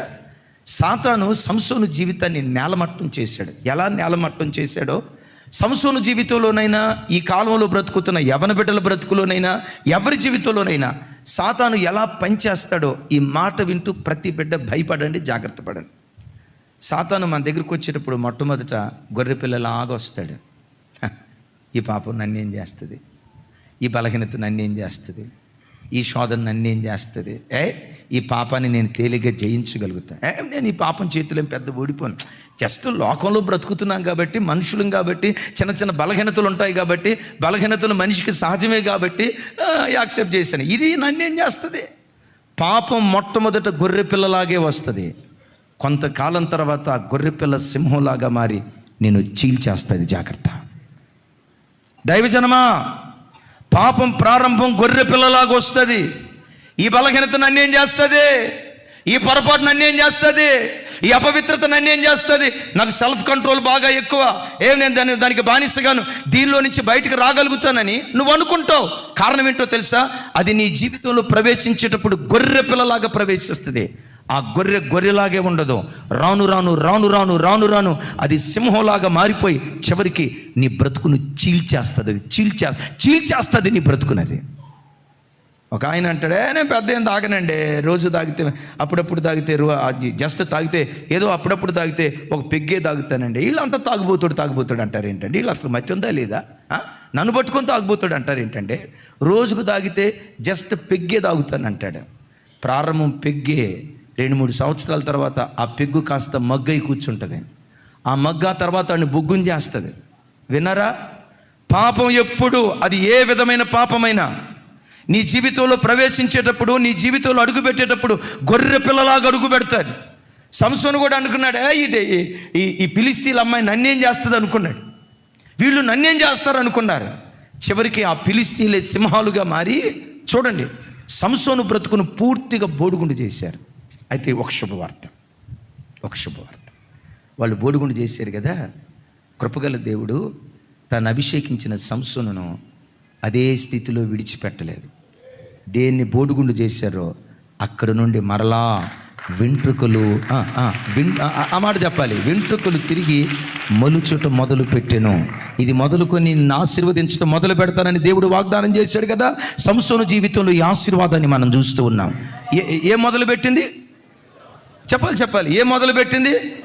దైవజనమా, గడిచిన దినాల్లో సర్వం కోల్పోయి బోడిగుండు అయిపోయిందేమో. భక్తి జీవితం సర్వం కోల్పోయి, ఆర్థిక విషయాల్లో సర్వం కోల్పోయి, పరువు ప్రతిష్టల్లో సర్వం కోల్పోయి, నా బ్రతుకులో నాకు ఇంకేం మిగలలేదయ్యా, బోడిగుండే మిగిలింది. మంచి రోజులు వస్తాయి, నిరీక్షణ లేదు. నా స్థితిగతులు మారతాయి, నిరీక్షణ లేదు. ఈ కొడుకు బ్రతుకు బాగైపోతుంది, నిరీక్షణ లేదు. ఈ అప్పుల ఊబిలో నుంచి నేను బయటకు వస్తాను, నిరీక్షణ లేదు. మరలా నా పూర్వపు భక్తి నేను కలిగి బ్రతుకుతాను అని చెప్పుకోవడానికి నాకు నిరీక్షణ లేదు. సాతానుగాడు పూర్తిగా బోడుగుండు చేశాడయ్యని ఒక బోడుగుండు దానిగా, ఒక ఆత్మీయ బోడుగుండు కలిగిన వాడిగా ఈరోజు నువ్వు ప్రభు దగ్గరికి వస్తే, సంసోను తల వెంట్రుకలు మరలా మొలిచేటట్లుగా కార్యం చేసిన దేవుడు నువ్వు కోల్పోయిన భక్తి మరలా యేసు నామములో నీకు తిరిగి అనుగ్రహిస్తాడు. నువ్వు కోల్పోయిన ఆత్మీయత మరలా దేవుడు నీకు తిరిగి అనుగ్రహిస్తాడు. ఎక్కడ కోల్పోయావో, ఎక్కడ బోడుగుండు దానిగా బోడుగుండు కనపడుతున్నావో అక్కడే తిరిగి మొలిచేటట్లుగా దేవుడు ఈ రాత్రి నీ జీవితంలో ఒక అద్భుతమైన కార్యం నీ బ్రతుకులో దేవుడు జరిగించును గాక. అయితే ఒకటి, తిరిగి మొలవటానికి కారణం సంసోను ఏం చేశాడో తెలుసా? ఆ స్థలంలో నిలవబడి ప్రభు వైపు చేతులెత్తి ఇట్లా అంటాడు, దయచేసి యెహోవా ఈ ఒక్క మారే నన్ను జ్ఞాపకం చేసుకోయ్యా. ఇక నేను తప్పు చేయను, ఇక నేను పొరపాటు చేయను. దేవా ఈ ఒక్క మారే నన్ను జ్ఞాపకం చేసుకొని దేవుని సన్నిధిలో బహుదేనంగా ఏడుస్తూ ప్రార్థన చేస్తున్నాడు. చెప్పండి నాతో కలిసి, ఏమని ప్రార్థన చేశాడు? యెహోవా, మరోసారి యెహోవా దయచేసి ఈ ఒక్క మారే, కొంచెం పెద్దగా, ఈ ఒక్క మారే. నువ్వు అడుగుతావు ఒక్క మాట, నా వైపు చూడు, నీ రోత బ్రతుకు నీకు బాగా తెలుసు తమ్ముడా. చుట్టూత ప్రజల మధ్యలో నువ్వు మంచోడిగా కనపడవచ్చు. వాట్ యు ఆర్ నీకు తెలుసు, నీ స్థితి నీకు తెలుసు, నీ బుద్ధిహీనత నీకు తెలుసు. నేను ప్రజలందరూ చూసి అబ్బా భలే మంచి అక్క, ఆహా భలే మంచి అక్క అని అందరూ అనుకున్నా, నీ మనస్సాక్షి మాత్రం ఎక్కడో నిన్ను లోపట చాలాసార్లు గుచ్చింది కదూ, నీ బలహీనత చూపించింది కదూ. అయినా పర్వాలేదు. సంసోను ప్రార్థన చేసినట్లుగా ఈ రాత్రి నువ్వు ప్రార్థన చేస్తే ఇది మొదలుకొని నేను ఆశీర్వదించడం దేవుడు మొదలు పెడతాడు. ఆమెన్ చెప్దాం గట్టిగా, ఆమెన్ గట్టిగా చెప్దాం, ఆమెన్. ఏమని ప్రార్థన చేశాడు చెప్పండి? యెహోవా దయచేసి ఈ ఒక్క మారే నన్ను జ్ఞాపకం. తమ్ముడు నువ్వు కూడా ఒకసారి యేసయ్యని అడుగు, యేసయ్యా నిన్నటి వరకు నీ కొరకు నేను బ్రతకలేకపోయానేమో, దారి తప్పేనేమో, నీకు ఆయాస్కరంగా బ్రతికేనేమో, నీ గాయాలు పదే నేను రేపేనేమో, పదే నేను సిలువకి అప్పగించానేమో. ఇక అలా చేయనయ్యా, ఈ ఉపవాస ప్రార్థనల ద్వారా ఈ రాత్రి నుండి నీ కొరకు బ్రతుకుతా. యేసయ్యా నీ కాళ్ళు పట్టుకుంటా, ఒకసారి నన్ను క్షమించవా, ఇంకొక అవకాశం నాకు ఇవ్వవా అని ఈ రాత్రి పశ్చాత్తాపడుతూ దేవుని సన్నిధిలో నువ్వు ప్రార్థన చేస్తే, దేవుని సన్నిధిలో ప్రార్థన చేస్తే నీ తల వెంట్రుకలు మలవటం మరలా ప్రారంభించేటట్లు దేవుడు కృప చూపిస్తాడు. నువ్వు కోల్పోయిన అభిషేకాన్ని, నువ్వు కోల్పోయిన ఆత్మీయతను, నువ్వు కోల్పోయిన ఆత్మీయ వరాలను, నువ్వు కోల్పోయిన దేవుని ఆశీర్వాదాన్ని మరలా తిరిగి మలవటం దేవుడు ప్రారంభించబోతూ ఉన్నాడు. ఆ కార్యాన్ని దేవుడు మొదలు పెట్టాలంటే పడిపోయిన దేవుని ఇంటి నిర్మాణాన్ని కట్టడం నువ్వు మొదలు పెట్టాలి. అది నువ్వు చేయగలిగితే, చూడండి సంసోను జీవితంలో ఏం జరిగిందో తెలుసండి. మరలా దేవుడు ఆ పశ్చాత్తాప ప్రార్థన దేవుడు విని తాను కోల్పోయిన బలానికి మించిన బలాన్ని సంసోను మీద కుమ్మరిస్తే గడిచిన దినాల్లో చేసిన కార్యాల కంటే రెట్టింపు శక్తి కలిగిన కార్యాలు సంసోను ఆ స్థలంలో చేశాడు. దైవజనులు మ్యాథ్యూస్ గారు ఇక్కడ వాక్యం చెప్పి వెళ్ళారు కదా, రాబోయే దినాల్లో శక్తికి మించిన పరిచర్య దేవుడు మనకి ఇవ్వబోతున్నాడు. విశ్వాసం ఉన్న వాళ్ళు చప్పలు కొడితే యేసయ్యకు స్తోత్రాలు చెప్తాం. శక్తికి మించిన సేవ, శక్తికి మించిన సేవ మాకు దేవుడు ఎలా ఇవ్వబోతున్నాడు. ఆమేన్. శక్తికి మించిన సేవ ఈ పరిచర్యకు దేవుడు ఎలా ఇవ్వబోతున్నాడు. గతంలో ఎన్నడూ ఎప్పుడు అనుభవించని రెట్టింపు ఆశీర్వాదం రాబోయే ఈ సంవత్సరం దేవుడు నీకు అనుగ్రహించబోతున్నాడు. దేవుడు నీకు అనుగ్రహించబోతున్నాడు. సంసోను గతంలో చేసిన పని ఒక ఎత్తు అయితే, పశ్చాత్తాపడి ప్రార్థన చేసిన తర్వాత రెట్టింపు ప్రభావంతో కూడుకున్న కార్యక్రమాలు సంసోను చేశాడు. నా ప్రార్థన, సంసోను జీవితంలో ఏది జరిగిందో నీ జీవితంలో అది జరుగును గాక. నంబర్ 1, మొట్టమొదటి ఏం మొదలు పెడదాం? అరే రే రే రే రే మన ఇప్పుడు జార్జ్ అని చెప్పాడు, ఆది కాండం అంతా ఇని ఆదాముకు అవయం అయింది అన్నారంట. అట్టుంది మీ వ్యవహారం. దేని ప్రారంభించాలి? నిర్మాణాన్ని ప్రారంభించు. ఏ నిర్మాణం? అదే ఈ మాట విని, అన్నయ్య మీరు భలే చెప్పారు, నేను జూబిలీ హిల్స్ దగ్గర ఫ్లాట్ కొన్నాను, కడదామా వద్దా అని ఆలోచిస్తూ ఉంటే ఈరోజు చెప్పండి, కరెక్ట్గా చెప్పారన్న. రైట్, ఈ ప్రార్థన అయిపోయిన తర్వాత కట్టండి, వద్దొద్దని అంటలేదు, కట్టాలి. అంతకంతకు మీరు మీ పిల్లలు ఆశీర్వదించబడాలి. ఆ నిర్మాణం కంటే ఈ నిర్మాణాన్ని నువ్వు చేపడితే నేను దీవించటమే దేవుని దృష్టికి మంచిది. ఆయన దృష్టికి ఏది మంచిదో దాన్నే దేవుడు చేయునుగాక. రెండవది, ఏం మొదలు పెట్టాలి? కబురు వచ్చింది, 3 దేశాల నుంచి శత్రువులు నీ మీదకు వచ్చారని. ఆ మాట విని భయపడ్డాడు. భయపడివి బైబిల్లో రాయబడిన మాట, మనస్సు నిలుపుకొని ఉపవాసాన్ని చాటించాడు. ఆమేన్. మనం కూడా ఏం చాటించాం గడిచిన 20 రోజులు? కొంచెం గట్టిగా. ఆ ఉపవాస ప్రార్థనల మధ్యలో దేవుడు ప్రత్యక్షమై ఆ రాజుతో అంటాడు, ఇదిగో రాజా, నువ్వు కత్తి పట్టుకోవలసిన పని లేదు, ఖడ్గం పట్టుకోవలసిన పని లేదు, యెహోవా మీ పక్షమున యుద్ధం చేస్తాడు. దైవజనమా, నా వైపు చూడండి. గడిచిన వారాల్లో, గడిచిన నెలల్లో, గడిచిన సంవత్సరాల్లో ఎలాంటి పోరాటాలు మీ ఇంట్లో జరిగాయి? ఎలాంటి పోరాటాలు అనుభవిస్తూ ఈరోజు ఈ ప్రార్థనకు వచ్చారు? కొడుకే ఒక పోరాట యోధుడిగా నీ ఇంట్లో మారాడా? కడుపును పుట్టిన కూతురే నీతో యుద్ధం చేయటానికి దిగి నీ కుటుంబ విలువలను బజారుకు ఇచ్చేటువంటి పరిస్థితులు మారిపోయిందా? ఏ యుద్ధాన్ని, ఏ పోరాటాన్ని అనుభవిస్తూ ఈరోజు దేవుని సన్నిధికి వచ్చావు? ఒక శుభవార్త, ఉపవాస ప్రార్థనకు వచ్చిన దేవుని బిడ్డలారా, ఇక మీరు యుద్ధం చేయాల్సిన పని లేదు. మీరు అడగాలి ఆమెనంటే అట్ట, మరి మేం చేయకపోతే ఎవరు చేస్తారు అనండి, పర్వాలేదు, అడగండి, మరి అడగాలి కదా. మా ఇంటి యుద్ధాలు మేం చేయకపోతే అన్న జార్జన్ని ఏమన్నా పంపించి యుద్ధం చేయమంటారా? లేకపోతే రాజాన్ని ఏమన్నా పంపిస్తారా? మీరేమన్నా వస్తారా? మా యుద్ధాలు మేం చేయకపోతే ఎవరు చేస్తారు? దేవుడు అంటాడు, ఇక మీరు పోట్లాడాల్సిన నిమిత్తం లేదు, మీరు యుద్ధం చేయాల్సిన పని లేదు. అయ్యా, మరి మేము యుద్ధం చేయకపోతే ఎవరు చేస్తారు? యుద్ధశూరుడు యెహోవా, సైన్యములకు అధిపతిగా పేరు వహించిన వాడు ఆయనే మీ పోరాట భూమిలో అడుగుపెట్టి మీ పక్షాన తాను యుద్ధం చేసి శత్రువులకు అపజయాన్ని, మీకు జయాన్ని దయచేయబోతున్నాడు. ఉపవాస ప్రార్థనకు వచ్చిన మీకు దేవుడిస్తున్న వాగ్దానం ఇదే. పొందుకొని వెళ్ళండి. ఆ వాగ్దానం మీ పిల్లల్లో ఈ పరిచర్యలో దేవుడు నెరవేర్చునుగాక అని దేవుడు ఒక మాట అన్నాడు. ఏం లేదు నాయన, మీరు యుద్ధానికి వెళ్ళేటప్పుడు చక్కగా తబల కొట్టి జాషువాని పిలవండి, రైట్, కీబోర్డు కొట్టి నోవాని, ప్రసాద్ని, ఆ తమ్ముడు డేవిడ్ని, వీళ్ళని తీసుకొని వెళ్ళండి. ప్యాడ్ కొడతాడు కదా మనోడు, అదే విలియం, నాని, వాళ్ళని తీసుకొని వెళ్ళండి. వాళ్ళని తీసుకొని వెళ్ళి ముందు వరుసలో పాటలు పాడేవాళ్ళు పెట్టండి అన్నాడు. ఈ రాజు ఏం పెద్ద ఎక్కువ ఆలోచించాల. మొత్తానికి పాటగాళ్ళని పిలిచారు, అబ్బాయి నువ్వు పాటలు బాగా పాడతావు కదా, శృతి లయ తాళం అంతా బాగుందా? లేదా చూడండి నా వైపు, శృతి లయ తాళం అంతా కరెక్ట్గా పాడతావా లేదా జెర్మియాలాగా పాడతావా అన్నారు. అయ్యా, శృతి ఉందో, తాళం ఉందో, రాగం ఉందో తెలియదు, కానీ పాడే ప్రతి పాట హృదయపు లోతుల్లో నుంచి పాడతా. రైట్, నీలాంటి వాడు కావాలి రారా అన్నాడు. నాలాంటి వాళ్ళు అందరిని ఒక 10 మందిని పోగేసుకొని రా యుద్ధానికి వెళ్దామనే లోపు ఈ జనమంతా ఏమన్నారు తెలుసా? మొత్తానికి యెహోషాపాతు రాజుకి మెంటలు వచ్చినట్టుంది. ఎవడైనా చూడండి నా వైపు, నేను మిమ్మల్ని అడుగుతా, పాటలు పాడేవాళ్ళని తీసుకెళ్ళేది సువార్తకుడికా యుద్ధానికా? నేనేం అడిగాను పెద్దగా చెప్పాలి. ఈ వాయిద్యకారులను, గాయకులను, వీళ్ళందరినీ తీసుకెళ్ళేది ప్రార్థనా కూటానికా యుద్ధానికా? తీసుకెళ్లాల్సింది దేనికి?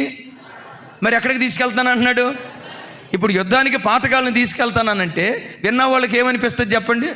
నో డౌట్ రేపో మాపో వైజాగ్లో మెంటల్ హాస్పిటల్లో ఈయన్ని జాయిన్ చేయాల్సిందే. అమ్మ మీ ముంబైలో ఉందా మెంటల్ హాస్పిటల్? లేనిది ఎక్కడండి? ప్రపంచం అంతా ఉంది. ఎందుకంటే మెంటలో లేనిది ఎక్కడ? ఇందుగలరు అందు లేరు సందేహంబు వలదు ఎందెందు వెతికినా అని అనుకున్నారు వీళ్ళు కూడా. నో డౌట్ మొత్తానికి మెంటలోడ్ అయిపోయాడు. సనుక్కున్నారు, కొనుక్కున్నారు. మొత్తానికి ఈయన మాత్రం అన్నాడు, వాగ్దానం చేసిన వాడే దాన్ని జరిగిస్తాడు. చప్పలు కొడదాం గట్టిగా, గట్టిగా. ఇందాక మధ్యాహ్నం ఆమోసు గ్రంథంలో ఒక చక్కటి మాట విన్నాం. జరిగించువాడు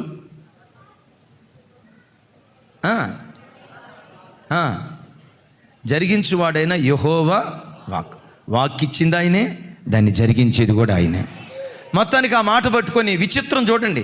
యుద్ధానికి వెళ్ళేటప్పుడు ఆర్కెస్ట్రా మొత్తం ట్రంపెట్ ఏమేమి ఉన్నాయో అన్ని రకాల వాయిద్యాలు తీసుకొని వెళ్ళి ముందు వరుసలో నిలవబడ్డారు. బైబిల్లో రాయబడిన ఒక విచిత్రమైన మాట ఏంటో తెలుసా? వాళ్ళు స్తుతించుట మొదలు పెట్టగానే ఎక్కడ? యుద్ధ భూమిలో స్తుతించడం మొదలు పెట్టారట. ఎక్కడ? పోరాట భూమిలో స్తుతించడం మొదలు పెట్టారట. ఎక్కడ? చుట్టూత శత్రువులుంటే శత్రువులు చుట్టూతో ఉన్న ఆ శత్రు భూమిలో, పోరాట భూమిలో సనగకుండా గొనగకుండా ఆ కృప కలిగిన దేవుని స్తుతించడం మొదలు పెట్టారట. ఏమని? యెహోవా దయాళుడు, యెహోవా దయాళుడు. అందరూ పెద్దగా చెప్పాలి. యెహోవా దయాళుడు, యెహోవా దయాళుడు, యెహోవా దయాళుడు, ఆయన కృప నిరంతరముండును, యెహోవా దయాళుడు అని స్తుతించటం మొదలు పెట్టగానే మాటుగాండ్రు బయలుదేరి శత్రువులను చంపుతూ ఉంటే ఈ 3 దేశాల వాళ్ళకి ఎవడు శత్రువో ఎవడు మిత్రువో అర్థం కాక వాళ్ళను వాళ్ళే పొడుచుకొని చచ్చిపోయారంట. వాళ్ళందరూ చచ్చిన తర్వాత ఇప్పుడు యెహోషాపాతు సైన్యం ఏమంటారు? తీరిగ్గానా తేరగానా? రెండు తీరిక ఆ యుద్ధ భూమిలోకి వెళ్తే వాళ్ళు వదిలిపెట్టి వెళ్ళిపోయిన బంగారు ఆభరణాలు, వెండి ఆభరణాలు, ఇతర ఆభరణాలు అద్భుతం దోచుకోవటానికి 3 రోజులు పట్టిందండి. ఆమెనా? ఎట్లాంటి జాకపాటు నీ కూడా వచ్చును గాక. ఆమెనా? చీ, ఎవడితో దోచుకుంటేటగా. ఆమె గట్టిగా చెప్తాం. ఆమె కొంచెం గట్టిగా హల్లెలూయా. దైవజనమా చూడండి, ఇక్కడ 3 రోజుల పాటు దోచుకొని ఇక వాళ్ళకు ఓపిక లేక మా హుద్రబాబాని వదిలేసేసి ఆ లోయకి ఏమని పేరు పెడతారో తెలుసా? ఇది ఆశీర్వాదపు లోయ. దేవుడు మమ్మల్ని ఆశీర్వదించడం మొదలుపెట్టాడు. ఎందుకు ఆశీర్వదించడం మొదలుపెట్టాడో తెలుసా? యుద్ధాల మధ్యలో, పోరాటాల మధ్యలో వారు దేవుని స్తుతించడం మొదలుపెట్టారు. దైవజనమా మీరందరూ నా వైపు చూడండి. లోకంలో బ్రతికినంత కాలం ఎప్పుడు ఏదో ఒక యుద్ధం మన బ్రతుకులో తప్పకుండా వస్తుంది అంటాడు కదా యోబు గ్రంథకర్త. నరుల కాలము భూమి మీద యుద్ధ కాలము వంటి కాలము కాదా అంటాడు. నిజమే. జీవిత పోరాటంలో ఎప్పుడు ఏదో ఒక సందర్భంలో ఈ సమస్య పోయిందంటే మరో సమస్య, ఆ సమస్య పోయిందంటే ఇంకో సమస్య, ఈ సమస్య పోయిందంటే మరో సమస్య. బ్రతుకు కాలం అంతా ఏదో ఒక పోరాటం మన బ్రతుకులో తప్పకుండా వస్తుంది. అయితే ఒక మాట, ఎన్ని యుద్ధాలు నీ బ్రతుకులో వచ్చినా ఆ యుద్ధ భూమిలో అడుగుపెట్టినప్పుడు సనగకు దేవుని మీద. ఏంటి ప్రభువా ఈ యుద్ధాలు అని అనుకో. ఆ యుద్ధ భూమిలోనే, పోరాటాల మధ్యలోనే దేవుని సన్నిధిలో నువ్వు స్తుతించడం మొదలు పెడితే ఎదురైన ప్రతి యుద్ధాన్ని ఆశీర్వాదపు యుద్ధంగా దేవుడు మారుస్తాడు. ఎదురైన ప్రతి యుద్ధాన్ని దీవెనకరమైన యుద్ధంగా నా దేవుడు మార్చునుగాక. గట్టిగా చెప్దాం ఆమేన్. కొన్నిసార్లు మనం ఏం చేస్తామో తెలుసండి, ఆ యుద్ధాలు ఎదురైనప్పుడు కొంతమంది ఆ ఆత్మీయ స్థాయి కలిగిన వాళ్ళు ఏం చేస్తారంటే, కొంతమంది అయితే ఎన్ని యుద్ధాలు వచ్చినా రే మనకి యుద్ధాలు ఏమన్నా కొత్త, పుట్టినప్పటి నుంచి యుద్ధాలే కదా. అయితే ఎన్ని పోరాటాలు వచ్చినా ఏ పోరాటంలో దేవుడు విడిచిపెట్టలేదు కదా. ఇన్ని పోరాటాలలో విజయం ఇచ్చిన దేవుడు ఈ యుద్ధ భూమిలో కూడా దేవుడు నాకు జయమిస్తాడు, వాటిలో నుంచి తప్పించిన దేవుడే దీనిలో నుంచి కూడా తప్పిస్తాడని ఎంత భయంకరమైన యుద్ధాలు వచ్చినా వాటన్నిటి మధ్యలో ధైర్యంగా బ్రతుకుతారు. కొంతమంది ఉంటారు ఇజ్రాయేలీలు లాగా. ఇజ్రాయేలీలు ఎంత మంచి వాళ్ళు అంటే, పెట్టినరోజు పెళ్లి పాట పాడారు, పెట్టని రోజు పెండాకుడు పాట పాడారు, సావు పాట పాడారు. పెట్టినరోజు మా దేవుడు అంత గొప్పడు భూమి మీద లేడు. ఎర్ర సముద్రం 2 పాయలు అయిపోయిందా. అద్భుతమైన కీర్తన 15వ కీర్తన రాశారు. ఏమని కీర్తన? యెహోవా వేల్పులలో అందుకోవాలా, వేల్పులలో నీ వంటి వాడెవరు, పరిశుద్ధతను బట్టి మహనీయుడో, స్తుతి కీర్తనలను బట్టి పూజ్యుడో, అద్భుతములు చేయువాళ్ళు నీ వంటి వాడెవరు అన్నారు. నీ వంటి లేడన్నారు. అంత అద్భుతం జరిగిందా? మిరియాము నాట్యం ఆడిందా? ప్రజలంతా నాట్యం ఆడారా? ఎర్ర సముద్రం తర్వాత ఏమొచ్చింది? మారా వచ్చింది. మారా వచ్చిందో లేదో అద్భుతం చూడండి. దేవుడైన యెహోవా మీద సనకటం మొదలు పెట్టారంట. ఏం మొదలు పెట్టారు? యెహోషాపాతు ఏం మొదలు పెట్టాడు? అయ్యో కొంచెం గట్టిగా, దైవజనమా నా తట్టు చూడండి. యుద్ధాలు పోరాటాలు బ్రతుకు కాలం అంతా వస్తాయి. అయితే నీ బ్రతుకులో నీకు ఎదురయ్యే ఏ యుద్ధం కూడా నిన్ను నాశనం చేయటానికి రాదు. నువ్వు స్తుతిస్తే, నిన్ను పతనం చేయటానికి రాదు. నువ్వు స్తుతిస్తే ఆ స్తుతి ద్వారానే వచ్చిన యుద్ధమే ఆశీర్వాదపు లోయగా దేవుడు దాన్ని మారుస్తాడు. హల్లెలూయా. ఎన్ని యుద్ధాలు వచ్చినా, ఎన్ని పోరాటాలు వచ్చినా ఓడిపోతున్నట్లుగా అనిపిస్తావు, కానీ నమ్ము, నువ్వు దేవుని స్తుతించడం మొదలుపెట్టు, ఆ యుద్ధం నీకు వెళ్తూ వెళ్తూ ఆశీర్వాదాన్ని ఇచ్చును కాక. ఒక అద్భుతమైన సాక్ష్యం చెప్తాను, అందరూ చూడండి. జేమ్స్ రదర్ఫర్డ్ అని ఇంగ్లాండ్ దేశంలో ఓ మంచి భక్తి కలిగిన వ్యక్తి ఉన్నాడు. చాలా భక్తి కలిగిన వ్యక్తి. ఆయనకి సువార్త పని అన్నా, సువార్త సేవ చేసే సేవకులన్నా వల్లమానినటువంటి ప్రేమ. ఆ రోజుల్లో ఆ దేశంలో ఒక ప్రఖ్యాతిగాంచిన ఒక మిషన్, ఒక మినిస్ట్రీ ఉంది. దానికి ప్రతి సంవత్సరం తన పంటలో భాగం దేవునికి పంపించేవాడు. దశంభాగం తాను వెళ్ళే సంఘానికి ఇస్తూ ఆ సంస్థ నాయకుడికి ప్రతి సంవత్సరం తన పంటలో భాగం ఇచ్చేవాడు. ఆయన పేరు ఆస్లే బేకర్. ఆ వ్యవస్థ పెద్ద ఆయన. అయితే ఆ సంవత్సరం కానుక పంపిస్తూ ఉత్తరం రాశాడట. అయ్యా, ఈ సంవత్సరం నేను ఎంతో పంపించాలనుకున్నా, కానీ పంటలు సరిగ్గా పండలేదు. బోర్లేసే కానీ ఎందుకో నీళ్లు రాలేదు. పంట సరిగ్గా పండకపోవటాన్ని బట్టి నేను పంపించాల్సినంత పంపించలేకపోయా. ఈ కొంచెం కానుక అంగీకరించాయా అని ఉత్తరం రాసి కానుక పంపించాడట. ఆ కానుక తీసుకున్నాడు. దైవ సేవకుడు ప్రార్థన చేశాడు. మరలా కొన్ని రోజుల తర్వాత ఈ జేమ్స్ రదర్ఫర్డ్ అని ఆయన ఆస్లే బేకర్ గారికి ఉత్తరం రాశారట. అయ్యా, రెండవ ప్రపంచ యుద్ధం ప్రారంభమైంది. ఏ యుద్ధం? రెండవ ప్రపంచ యుద్ధం ప్రారంభమైంది. ఇంగ్లాండ్ దేశం మీదకి శత్రు దేశాలు బాంబులు వేస్తున్నారట.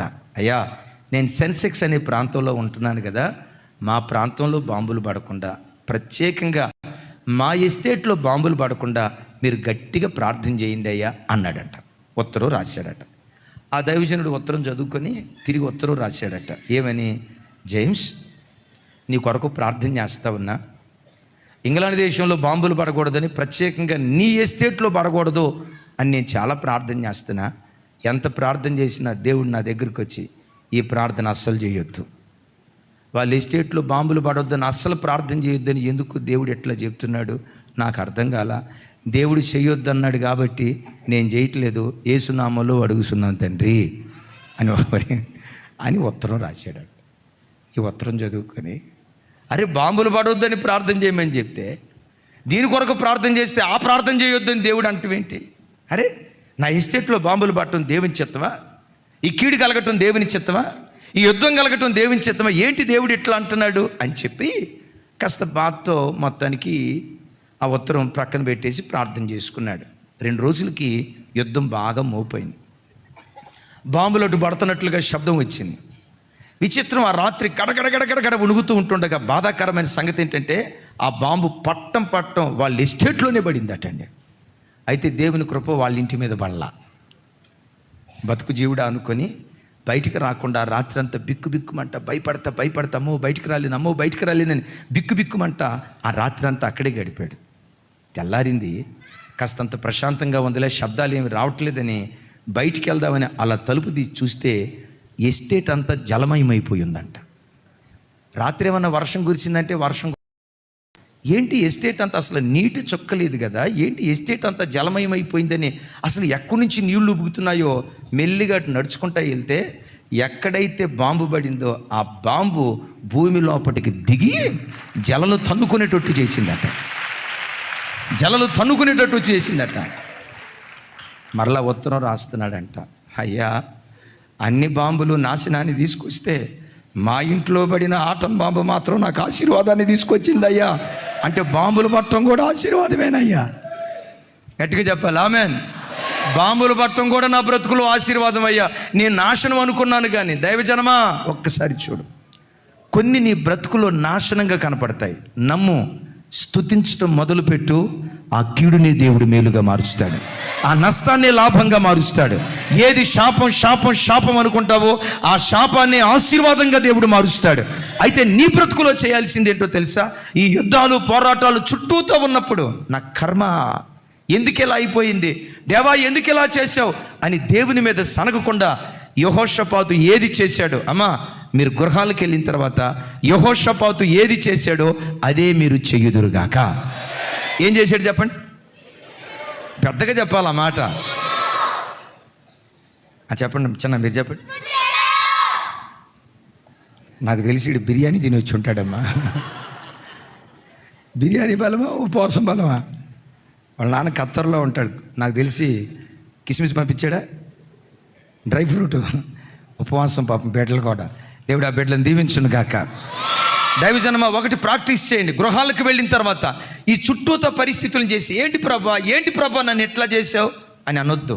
ఒక మాట చెప్పమంటారా? ఒకవేళ ఈరోజు నువ్వు దేవుని మీద సనిగేవని నేను శపించడం మరలా ఒకరోజు ఆశీర్వదిస్తాడు. ఆశీర్వదించిన తర్వాత అప్పుడు నువ్వేం చేస్తావో తెలుసా? ఛీ, ఎంత మంచి దేవుడు నేను సనిగిందే, ఈ దేవుని శక్తి ఏంటో తెలియక నా దేవుని మీద నేను ఆయాసపడింది, నేనెంత బుద్ధిహీనురాలినో కదా ప్రభా, నేనెంత బుద్ధిహీనునో కదా ప్రభా అని నువ్వు సనిగిన సన్నివేశం జ్ఞాపకం చేసుకొని నువ్వు సిగ్గుపడేటట్లుగా నీ తల దేవుడు పైకి ఎత్తడం ప్రారంభిస్తాడు. నమ్ముతారా ఈ మాట? నమ్ముతారా? సరే, మీరు నమ్ముతారో లేదో, మీ ఎదుటి నిలబడి నేను సేవకు వచ్చిన తర్వాత 3.5 సంవత్సరాలు చాలా శ్రమలు, 4.5 సంవత్సరాలు, ఒక 2 సంవత్సరాలు అయితే ఎవరికీ తెలియకుండా రాత్రికి రాత్రి పెట్టే బేడ సర్దుకొని ఎవరికి కనపడకుండా ఎటు ఒకటి పోదాం అనుకున్నా. ఎందుకో తెలుసా? ఎదురైన శ్రమ. సాతానుగాడు వచ్చి అంటాడు, ఏదో ఎలగబెడదామని సేవకు వచ్చావు, చూడు ఎలగబెట్టావు, నీకేమో దన్నం దొరకట్లా. భయపెట్టేవాడు. నేను దేవుని మీద సనగలేదు అని నేను అనను. అన్నాను అంటే మీ ముందు నేను నీతిపరుని అవ్వచ్చు, దేవుని ఎదుట దోషినైపోతా. మనసులో సనిగా, దేవా 19వ ఏట నీ తట్టు తిరిగా, 21వ సంవత్సరం బాప్తిస్మం తీసుకున్నా, నాకు ఇచ్చే ప్రతిఫలం ఇదే, నా జీవితంలో జరగాల్సినవి ఇవే, ఈ నిందలు అవమానాలు తిరస్కారాలు ఇవి నేను భరించాల్సినయా? నన్ను చెనచూపు చూసేవేసయ్యా అని మనస్సులో చాలా ఆయాసపడిన దినాలు ఉన్నాయి. ఈరోజు చెప్పమంటారా? ఆ నిందలన్నిటిని వందలుగా దేవుడు మార్చాడు. ఆమేన్. ఆ తిరస్కారాలన్నిటినీ ఆశీర్వాదాలుగా దేవుడు మార్చాడు. మీ ఎదుటి నేను చెప్పే మాట ఏంటో తెలుసా? ఆ రోజుల్లో ఈ విశ్వాసమే కనుకుంటే దేవుని మీద సనిగేవాడిని కాదు కదా.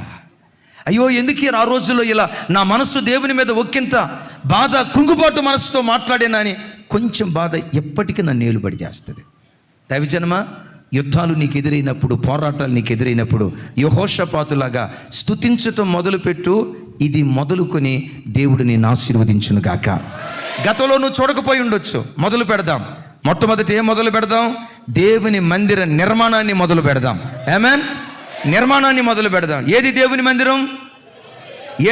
మందిరం? మరోసారి చెప్తున్నాను, ఏది దేవుని మందిరం? ఈ దేవుడు హస్తకృత్యాలైన దేవాలయాల్లో నివసించేవాడు కాదు. ఎక్కడ నివసించేవాడు తెలుసా? ఈ మాట చెప్పటం నాకు బహు ఇష్టం. గుప్పెడంత నీ గుండె గదిని తన నివాస స్థానంగా చేసుకోవాలని ఆశపడే దేవుడు ఆ దేవుడు. గుప్పెడంత నీ గుండె గదిని భూమి ఆకాశాలు పట్టజాలని ఆ దేవుడు గుప్పెడంత నీ గుండె గదిలో ఒదిగిపోతాడు. ఆయన ఒదిగిపోతాడంతే. నిర్మాణాన్ని ప్రారంభించు. రెండవది, స్తుతించడం మొదలుపెట్టు. స్తుతించడం ప్రారంభించు. 3, 4 మనం ఏం ప్రారంభించాలో, ఏం మొదలు పెట్టాలో చూడండి అన్నమాట. దినవృత్తాంతాల 2వ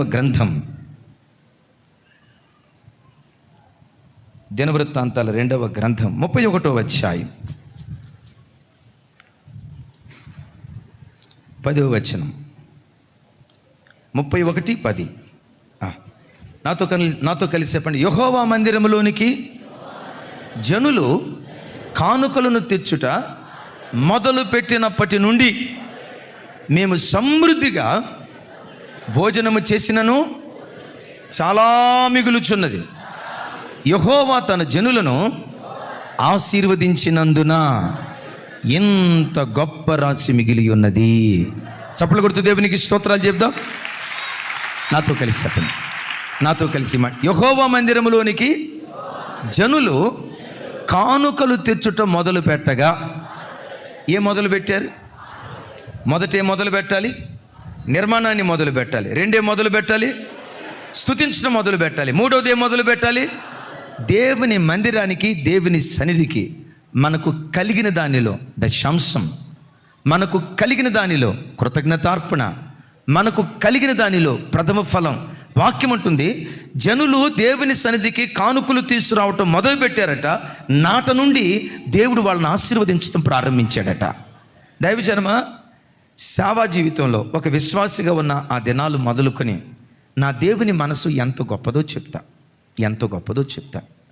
ఇప్పుడు మన బంధువులు ఉన్నారు, అయ్యో దూర ప్రాంతం నుంచి బంధువులు వచ్చారని చెప్పి ఓ 10,000 రూపాయలు పెట్టి ఇంటిల్లపాది అందరికీ బట్టలు తీసుకున్నాం అనుకోండి. ఆ 10,000 రూపాయలు బట్టలు తీసుకొని కొన్నిసార్లు ఏమంటారో తెలుసా? వాడు ఎంత పేనాశుడో చూడండి, 10,000 రూపాయలు పెట్టే తీసుకున్నాడు, అన్ని కోట్లు ఉన్నాయి, ఏం చేసుకుంటాడు? పేనాశి మొహముడు, పిసినారు నాయాలు. 10,000 రూపాయలు పెట్టి బట్టలు తీసుకున్నా ఏదో ఒక వంక పెడతారు. పెడతారా పెట్టరా అమ్మా? చెప్పాలి, పెడతారా పెట్టరా? లేదో ఒక 15,000 రూపాయలు ఇచ్చి, ఒక 20,000 రూపాయలు ఇచ్చామనుకోండి, డెఫినెట్గా అంటారు ఆడు సొమ్మేం పోయింది, ఇంకో 10,000 ఎక్కువ ఇవ్వచ్చుగా, అంత ఉంచుకొని ఏం చేస్తాడు అని అంటారు. నువ్వు ఎంత చేసినా ఏదో ఒక వంక పెడతారు. నేను ప్రకటించే నా దేవుడు ఎవరో తెలుసమ్మా? ఆయన నామం పేరిట గిన్నెడు మంచినీళ్ళు ఇచ్చిన దాన్ని కూడా మనసులో ఉంచుకొని దానికి కూడా ప్రతిఫలం ఇచ్చే మనసున్న గొప్ప దేవుడు ఆ దేవుడు. చెబుదాం ఆమేన్. మనసున్న గొప్ప దేవుడు ఈ దేవుడు. యేసయ్యకి మహిమ కలుగును గాక. ఏమండి, అక్కడ దాకా ఎందుకు? ఇప్పుడు ఏ భార్య అయినా భర్తకు వంట చేసి పెట్టేటప్పుడు చాలాసార్లు అనుకుంటుంది, అబ్బా మంచిగా ఈరోజు రుచిగా వంట చేసి పెట్టాలి. అసలు మొక్క నోట్లో పెట్టుకోవటంతో ఏంటమ్మా అనుకోలేదు ఎప్పుడు? అట్లా అనుకోబట్టి చూడండి అనుకున్నారా లేదమ్మా? అమ్మా అసలు మొక్క నోట్లో పెట్టుకోవటంతో అబ్బా ఎంత బాగుందో, అద్భుతం అని అనుకోవాలని చెప్పి కొన్నిసార్లు ఏం చేస్తారో తెలుసా?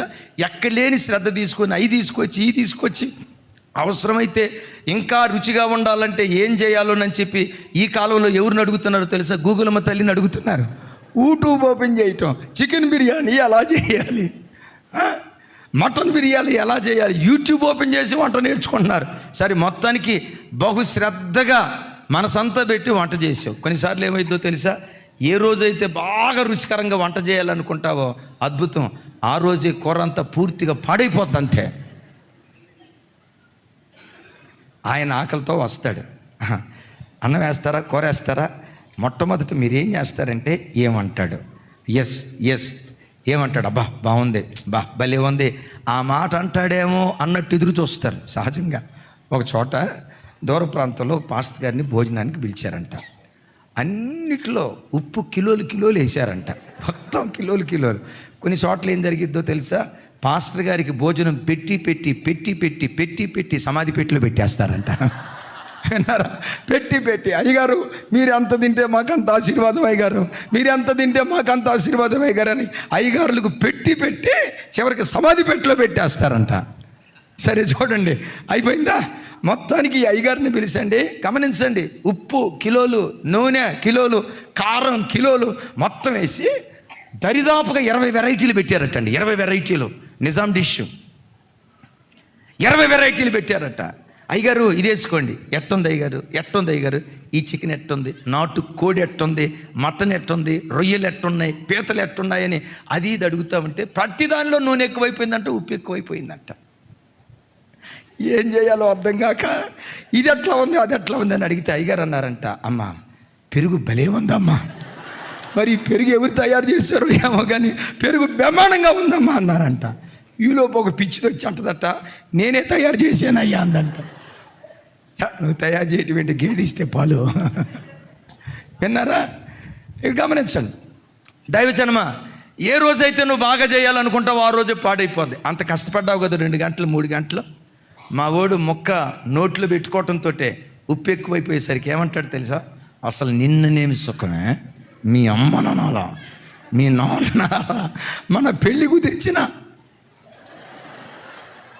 చూసారు ఎక్కడికి వెళ్ళారు, మన పెళ్ళి కుదిర్చిన పేరయ్య ఉన్నాడే, పెళ్ళిళ్ళ పేరయ్య నన్నోలో ఏమన్నాడు, అసలు వంట అదుర్సు అన్నాడు. నువ్వు నాకు ఎట్లా చేస్తున్నావు, నిన్ననేమి సుఖమే అని. చూడండి, అంత కష్టపడ్డావే, నీ కష్టం ఉసూరుమంట. అట్లాగని మీరు తక్కువ తింటారా అమ్మా? చిన్న కష్టం రావడంతో భర్తను పట్టుకుని ఏమంటారు తెలుసా? అయినా నేను చేసుకున్నప్పుడు నుంచి ఎప్పుడు సుఖపడ్డాను కాక, అయిపోయా, ఆడి పేడమే పోయా, ఇక జవసత్వాలు ఉడికిపోయి కుప్పలాగా ఊరిపోతాడు. ఈలోపు కొంతమంది ఏమంటారో తెలుసా? మధ్యలో మరి ఆ మనుషులకి తెలివి ఉంటుందో ఉండదో తెలియదు. పెళ్ళైన 20 సంవత్సరాల తర్వాత అసలు నిన్ను చేసుకోవాల్సింది కాదు, మా అమ్మ నాన్న విజయవాడలో పోలీసు ఆయన చూశారు, ఆ పోలీసు పెళ్ళైన 20 సంవత్సరాల తర్వాత ఆ పోలీసుడు మాట ఇస్తాడికి బీపీ రాదా అమ్మా? అరే బుద్ధి జ్ఞానం ఉండాలి కదా, అదే ఉండదు. ఏ మాట పడితే ఆ మాట. దైవజనమా, నా వైపు చూడండి. నేను కొన్నిసార్లు బుద్ధిహీనుడిగా అనొచ్చు. ఏం చేసి నేను అన్న పొరపాటున ఏం చేశారు మీరు అని. నీ దేవుడు ఎవరో తెలుసా? యేసుపన్న చర్చి కట్టేటప్పుడు గొడ్డు చాకిరి చేసేవే, నేను మర్చిపోలా. నా దేవుడు అంతకంటే మర్చిపోడు. నీ పిల్లలకు దేవుడు ఆశీర్వాదం ఇస్తాడు. నీ పిల్లలకి దేవుడు ఆశీర్వాదం. నేను నమ్ముతున్నా. ఎబేజాన్ ఎక్కడున్నాడు? ఎబేజానా, మిషన్లన్నా అంత ఫాస్ట్గా కంకర కలుపుతాయో లేదో నాకు తెలీదు. మిషన్లు అయినా అంత ఫాస్ట్గా కలుపుతాయో లేదో నాకు తెలియదు. ఆ రవణకపేట వాళ్ళు అసలండి ఎవరెవరు వాళ్ళు, గంగయ్య అన్న ఒక ఆయన, రమేష్ అన్న, ఈ రమేష్, తర్వాత ఎవరు యోసేపు, వాళ్ళు కలిపేటప్పుడు అంటే మిషన్లు అయినా మధ్యలో బ్రేక్ గ్రౌండ్ అవుతుందేమో. వాళ్ళు ఇట్లా పార కొంగేరంటే టక టక టక టక టక టక టక టక. నేను ఎబినేజర్ అన్న అడిగా, అన్న వీళ్ళు మనుషుల మిషన్లు అన్న ఎట్లా చేయగలుగుతున్నారన్న? ఆ అన్న కాస్త చమత్కారి. ఏమన్నాడు తెలుసా? వీళ్ళు ఊరిలో రాళ్ళు కొట్టేవారులే అన్న, వాళ్ళకేం పెద్ద కష్టం కాదులే అన్న అన్నాడు. మిషన్లో అన్న మీ పిల్లల మీద దేవుడి ఆశీర్వాదాన్ని ఉంచుతాడు. మీ పిల్లల మీద దేవుడి ఆశీర్వాదాన్ని ఉంచుతాడు. కొంతమంది తల్లులు ఉన్నారు ఇక్కడ, ఫోన్ కాల్స్ అటెండ్ చేసే తల్లులు. కొంతమంది అయితే అన్నయ్య వారానికి 1 రోజు కాదు అన్నయ్య, 2 రోజులు ఇచ్చినా 3 రోజులు ఇచ్చినా నేను పని చేస్తాను అన్నయ్య అని గంటల తరబడి దేవుని సన్నిధికి వచ్చి దేవుని మందిరంలో పనిచేస్తున్నారు. అమ్మా, మేము మీకేమి ఇకపోవచ్చు. ఏ దేవుని నామం పేరిట పరిశుద్ధులకు పరిచర్య చేశారో ఆ దేవుడు మరిచిపోవటానికి అన్యాయస్తుడైన దేవుడు కాదు. ఆ దేవుడు మరిచిపోవటానికి అన్యాయస్తుడైన దేవుడు కాదు. మీ పిల్లలకు ఈ ఆశీర్వాదాన్ని యేసు నామములో వారి బడిలో వేయునుగాక. ఆమేన్. అదిగో అక్కడ రవికుమార్ అని ఉన్నాడు, వెల్డింగ్ బండ సాకిరి చేశాడు. ఇక వీళ్ళందరితో పాటు మా అన్న ఒక అన్న ఉన్నాడు, రమేష్ అన్న. ఆ అన్నకి నేను పెట్టుకున్న పేరు మెరారి, కష్టజీవి. ఏంటో ఈ మధ్య గడ్డ పెంచుతున్నాడు మా మనోడు, కజయ్.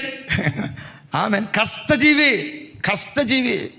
ఒకళ్ళు కాదండి, ఒకళ్ళ పేరు చెప్పి ఇంకొకళ్ళ పేరు చెప్పకపోతే నేను అన్యాయస్తుని అయిపోతాను. దేవుడు నాకు ఇచ్చిన నా బిడ్డలరా, మీరు ప్రభు నాకు ఇచ్చిన ఆణిముత్యాలు. ఒక్కటి చెప్తాను, గిన్నెడు మంచినీళ్ళు ఇస్తేనే మర్చిపోడే. మీరు తినకపోయినా రెక్కల ముక్కలు చేసుకుని దేవుని మందిరంలో కష్టపడ్డారే, యేసయ్యకి మహిమ కలుగును గాక. మా రవికుమార్ అన్న నా వైపు చూస్తున్నాడు, ఏమన్నా నా పేరు చెప్పరా అని. మీ పేరు ఎట్ట మర్చిపోతానన్న? చర్చిలో ఉన్న సీసీ కెమెరాలు అన్నిటి మీద మీ పేరు ఉంది. చప్పలు కొడుతూ స్తోత్రాలు చెబుతాం. ఆదివారం మీకు వంట చేసి పెట్టేది ఎవరు అనుకున్నారు? మా రవికుమార్ అన్న, అమలాపురం. కాకపోతే బాధ ఒకటి, ప్రతి సాంబార్లో బెల్లం వేసేస్తాడు. ఆడ మోషాన్న ఎక్కడున్నాడు? ఫ్రూట్స్ మోషాన్న. నేను నమ్ముతున్నా అమ్మా, గిన్నెడు మంచినీళ్ళు ఇస్తేనే మర్చిపోడమ్మా, గిన్నెడు మంచినీళ్ళు ఇస్తేనే. ప్రభు నమ్ముకున్న నాట నుండి నేటి వరకు ఎంతో మీరు చేశారు కదా, మరచిపోవటానికి ఆయన అన్యాయస్తుడైన దేవుడు కాదు. అవన్నీ గుర్తుకు తెచ్చుకొని ఈరోజు మీతో దేవుడు చేస్తున్న వాగ్దానం ఏంటో తెలుసా? ఇది మొదలుకొని మిమ్మల్ని ఆశీర్వదించడం నేను మొదలు పెడతానంటాడు. దూర ప్రాంతాల నుంచి వచ్చిన వాళ్ళు ఉన్నారు, మీతో ఒక మాట. మన మందిరానికి వచ్చే బిడ్డలైనా మీతో ఒక మాట. మీరు ఏ మందిరాలకు వెళ్తున్నారో దైవజనమా, జీతం రావటంతో మొట్టమొదట దేవుని భాగం దేవునికి తీయండి. వారు దేవుని మందిరానికి కానుకలు తెచ్చటం మొదలు పెట్టినప్పటి నుండి దేవుడు వాళ్ళని ఆశీర్వదించడం ప్రారంభించాడట. దేవుడు వాళ్ళని మర్చిపోలేదు, అంతకంతకు దేవుడు వాళ్ళని దీవించడం ప్రారంభించాడు. బైబిల్ ఒక సన్నివేశం గుర్తుకు తీసుకొస్తా చూడండి. సమూయేలు 2వ గ్రంథం 9వ అధ్యాయం 9వ అధ్యాయం అందరూ చూడండి.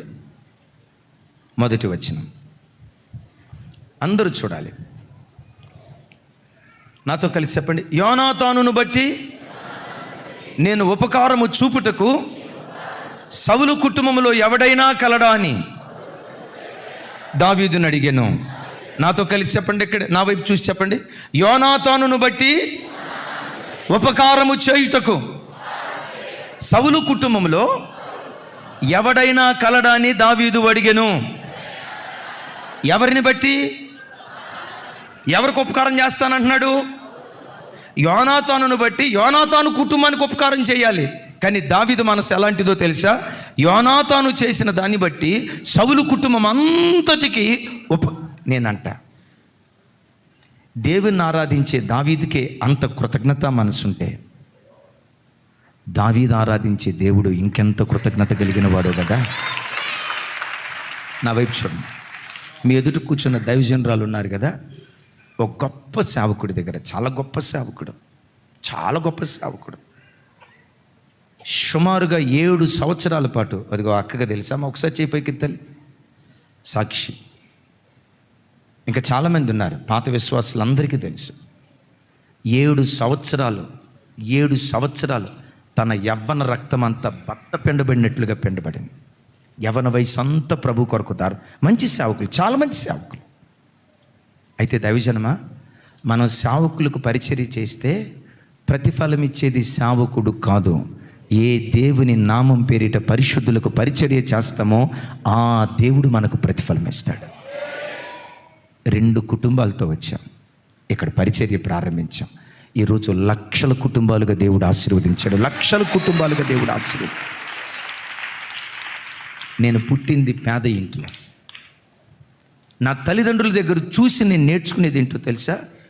వాళ్ళ కడుపు మార్చుకున్న జ్ఞాపకాలు ఉన్నాయేమో, కానీ దేవుని సేవకు సహకరించకుండా మౌనంగా ఉన్న జ్ఞాపకాలు లేవు. ఆ రోజుల్లో ఆ పేద స్థితిలో నెలకొకసారి, వారానికి ఒకసారి మీటింగ్ జరిగేది మా ఊరిలో. వచ్చిన వాళ్ళందరికీ భోజనాలు. ఆ భోజనాలు అంటే మరలు ఏ భోజనాలు అనుకున్నారా? దోసకాయ పచ్చడి అనుకున్నారా? నా మాట అర్థం కాలేదా? చికెన్ వాళ్ళకి ఒంటికి పట్టదమ్మా. బైబిల్లో అన్నిటికంటే మీరు మా పరువు తీయొద్దు ఇక్కడ. ఇదిగో ఈ పెద్దయ్య గారు కూడా దీనికి సాక్షి. ఈ పెద్దయ్య గారు కూడా లేనిపోయిన అబద్ధపు మాటలు చెప్పట్లేదు. ఈ పెద్దయ్య గారు కూడా దీనికి సాక్షి. మొన్న వచ్చి వాక్యం చెప్పి వెళ్ళిపోయిన అయ్యగారు కూడా సాక్షి. దైవజనమా, మనం సేవకులకు పరిచర్య చేస్తే మనకు ప్రతిఫలం ఇచ్చేది వాళ్ళు కాదు. ఏ దేవుని నామం పేరిట పరిచర్య చేసామో మరచిపోవటానికి దేవుడు అన్యాయస్తుడు కాదు. అమ్మా, నా వైపు చూడండి. నా చేతులు ఎత్తి దండం పెట్టి చెప్తున్నా, ఎవ్వరూ కృంగిపోవద్దు. నీ దేవుడు అన్యాయస్తుడు కాదు. గిన్నెడు మంచినీళ్ళు ఇస్తేనే, సత్యనపల్లి తల్లి, గిన్నెడు మంచినీళ్ళు ఇస్తేనే మర్చిపోడే. జీవితంలో కనీసం 100 రూపాయలైనా నేను ఎప్పుడు దేవునికి 100 రూపాయలు కూడా కానుక ఇవ్వలేదు అన్న వాళ్ళు చేతులు ఎత్తని. పొర్రపాటున ఎన్ని వందలు దేవుని మందిరంలో కానుకేశారో, ఎన్ని వేల రూపాయలు దేవుని మందిరంలో కానుకేశారో, అవన్నీ దేవుని జ్ఞాపకాలలో దాచబడి ఉన్నాయి. నీ పిల్లలకు దేవుడు దీవెన కారణంగా మారుస్తాడు. చేసేమని మనం ఆగిపోకూడదు. చెప్పండి. చేసేమని జీవితకాలం, ప్రభా ఇదంతా ఇచ్చింది నీవేనయ్యా, నీవిచ్చింది నీ పరిచర్యకేనని నువ్వు వెదజలుతూ వెళ్ళిపో.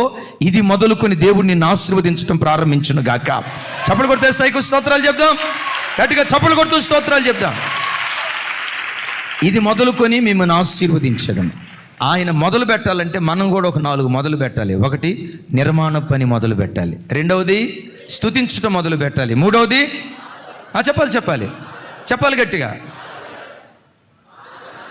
మనం దేవునికి అర్పించడం దేవునికి సమర్పించడం, కానుకలు ఇవ్వటం మొదలు పెట్టాలి. ఆఖరి మాట చెప్పి నేను ప్రార్థన చేస్తాను. చూడండి, త్వరగా ప్రార్థన చేస్తాను. ఎజ్రా గ్రంథం 3వ అధ్యాయం 6వ వచనం. 3వ అధ్యాయం 6వ వచనం. నాతో కలిసి చెప్పండి. 7వ నెల మొదటి దినము నుండి యెహోవాకు దహన బలులు అర్పింప మొదలుపెట్టిరి. చాలు, నా వైపు చూడండి. ఏం మొదలు పెట్టారట చెప్పాలి? ఏం మొదలు పెట్టారట? దేవుని మందిరములో దహన బలులు అర్పించటం వాళ్ళు మొదలు పెట్టారు. మరోసారి చెప్పండి. దేవునికి దహన బలులు అర్పించడం మొదలు పెట్టారు. దైవజనమ, మీరు గృహాలకు వెళ్ళిన తర్వాత దేవునికి ప్రతి ఉదయం ప్రతి సాయంత్రం ప్రత్యక్ష గుడారంలో దహన బలులు అర్పించినట్లుగా నీ జీవితంలో ప్రతి దినం దేవునికి నువ్వు దహన బలులు అర్పించటం మొదలు పెడితే, ఇది మొదలుకొని నిన్ను ఆశీర్వదించడం మొదలు పెడతానని వాగ్దానం చేసిన దేవుడు నీ జీవితంలో కూడా అది నెరవేర్చును గాక. దహన బలి అంటే ఏంటి? పాత నిబంధనలో ఒక ఎద్దునో ఒక గొర్రెనో మేకనో తీసుకొచ్చి దాన్ని చంపి దాని చర్మాన్ని ఒలిచి దాని అవయవాలన్నిటిని బలిపీట మీద పెట్టి, తలను బలిపీట మీద పెట్టి, చూడండి దాని క్రొవ్వును బలిపీట మీద పెట్టి దాని అవయవాలను బలిపీట మీద పెట్టి పూర్తిగా కాల్చి బూడిద చేస్తారు. ఇప్పుడు మీరు నన్ను అడగాలి, అన్నయ్య మేము కూడా ఒక ఎద్దును తీసుకురావాలా? నో. మేము కూడా ఒక మేకను తీసుకురావాలా? నో. మరి మాకు బలి పశువు ఏది? బలి పశువు ఈ కాలంలో ఎద్దో మేకో కాదు, దేవుని కొరకు నీవే ఒక బలి పశువుగా మార్చబడాలి. క్రీస్తు అనే బలిపీఠం దగ్గరికి వచ్చిన తర్వాత దైవజనమా, మనం అందరం ఎక్కడికి వచ్చాం? క్రీస్తు అనే బలిపీఠం దగ్గరికి వచ్చాం. క్రీస్తు అనే బలిపీఠం దగ్గరికి వచ్చిన నీ బ్రతుకులో ఆ బలి పశువు చంపబడినట్లుగా నీలో మొట్టమొదట జారత్వం, వ్యభిచారం, కాముకత్వం, దురాశ, శరీర సంబంధమైన ప్రతి ఇచ్చ క్రీస్తు అనే బలిపీఠం మీద అది చచ్చునుగాక. చెప్పాలి. ఏం కావాలి? ఎప్పుడైతే అవి చస్తాయో అక్కడి నుంచి పునరుద్ధానపు శక్తి ప్రారంభమైపోతుంది అంటాడు. కొలస్సీ పత్రికలో అంటాడు పౌలు గారు, నా వైపు చూడండి. భూమి మీదనున్న మీ అవయవములను అనగా జారత్వమును, వ్యభిచారమును, కాముకత్వమును, విగ్రహారాధన అయిన ధనాపేక్షను చంపివేయుడి అంటాడు. నాతో కలిసి చెప్పండి అందరి మాట. కావున భూమి మీదనున్న, పెద్దగా చెప్పాలి, భూమి మీదనున్న మీ అవయవములను అనగా జారత్వము, అపవిత్రత, కామాతురత, దురాశ, విగ్రహారాధనైన ధనాపేక్ష అణిచివేయండి. అరే అరే అరే అరే అరే అరే అరే అరే ఏమని రాస్తుంది? అణిచివేయండి అని రాస్తుందా? కాస్త ఒత్తిడి చేయండి, దాన్ని ఆపండి అని రాశాడా? అణిచివేయండి అలా కోకట్టి వేళ్లతో సహా దాన్ని చంపివేయండి అంటాడు. ఏం చంపాలి? నాకు ఈ మాట చదివినప్పుడల్లా నాకు వ్యక్తిగతంగా గుండెల్లో భయం పడుతుంది. క్రైస్తవ జనమా, నాకు వ్యక్తిగతంగా గుండెల్లో పడుతుంది. మీరు అడగొచ్చు, అన్నయ్య ఇందులో భయం పుట్టించే మాట ఏముంది అని అంటారా? చూడండి. కావున భూమి మీదనున్న నీకున్న అవయవాలు ఏంటి చెప్పు తల్లి? నీకున్న అవయవాలు ఏంటి? చేతులు, కాళ్ళు, కళ్ళు, ముక్కు, చెవులు, నోరు, మాట్లాడే నాలుక, ఇంతలో తలకాయ, ఇవి మనకున్న అవయవాలు కదా. ఏమనాలి అక్కడ? కావున భూమి మీద ఉన్న మీ అవయవాలు, మీ కన్ను, మీ ముక్కు, మీ చెవు, మీ నోరు, మీ నాలుక అనకుండా విచిత్రం చూడండి. భూమి మీద ఉన్న మీ అవయములను అనగా జారత్వము, అపవిత్రత, కామాతురత, దురాశ, విగ్రహారాధనను చంపివేయండి అంటాడు. ఈ మాటకున్న అర్థం ఏంటో తెలుసా? భయపడాలి క్రైస్తవ జనమ. నీకు కళ్ళున్నాయి అనేది ఎంత వాస్తవమో, కామాతురతున్నది అనేది కూడా అంతే వాస్తవం. తలున్నది అనేది ఎంత వాస్తవమో, చెడ్డ తలంపులు నీ నేలుబడి చేస్తున్నాయి అనేది కూడా అంతే వాస్తవం. మాట్లాడే నోరుంది అనేది ఎంత వాస్తవమో చూడండి, అది ఎంత వాస్తవమో.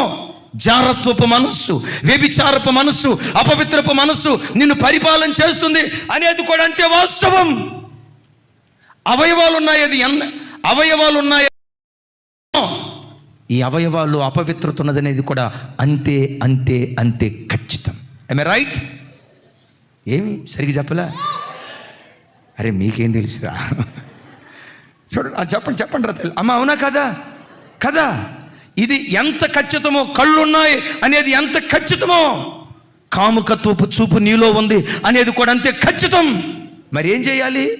అణుచుకోవటం కాదు తల్లి, అణుచుకోవటం కాదు. ప్రభు ఖండితంగా చెప్తాడు, బలిపీఠం దగ్గరికి తేబడిన బలి పశువు అది చంపబడినట్లుగా ఈ 5 రకాలైన అవలక్షణాలను ప్రతి క్రైస్తవుడు తన బ్రతుకులో చంపేవాడై ఉండాలి. అది చంపటం మొదలు పెట్టావా, నిన్ను ఆశీర్వదించడం మొదలు పెడతాడు. ఆమేన్. అవి బ్రతుకున్నాయా? తస్మా జాగ్రత్త. అవి బ్రతుకున్నాయా? తస్మా జాగ్రత్త. అమ్మా యవన బిడ్డలారా, ఎస్, నా హృదయపు లోతులో నుంచి నమ్ముతున్నాను. గడిచిన సంవత్సరాల్లో మీ కుటుంబ పరిస్థితులు వేరు. ఈ ఉపవాస ప్రార్థనకు వచ్చిన మీ బ్రతుకులో మీ చరిత్రను దేవుడు మార్చబోతున్నాడు. మీ తలరాతను దేవుడు మార్చబోతున్నాడు. మీ స్థితిగతులను దేవుడు మార్చబోతున్నాడు. నాకు ఈ మాట చెప్పడం బహు అతిశయం. ఎక్కడ తలదించుకున్నావో అక్కడ తలెత్తుకునేటట్లుగా దేవుడు చేస్తాడు.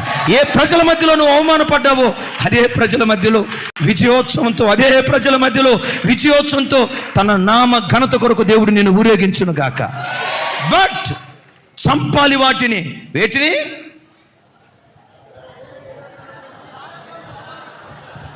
ఎవరిని బిడ్డలారా, ఈ ప్రార్థనకు వచ్చిన మీలో ఎవరైనా కాలేజీలకు వెళ్ళిన చోట క్రమం తప్పిన సంబంధాల్లో బ్రతుకుతున్నారే, జాగ్రత్త.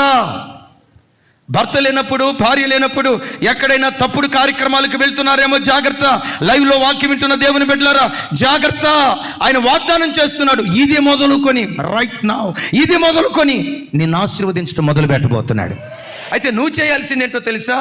శరీరంలో ఉన్న ఈ అవయవాలను చంపటం నువ్వు మొదలు పెట్టుదువు గాక.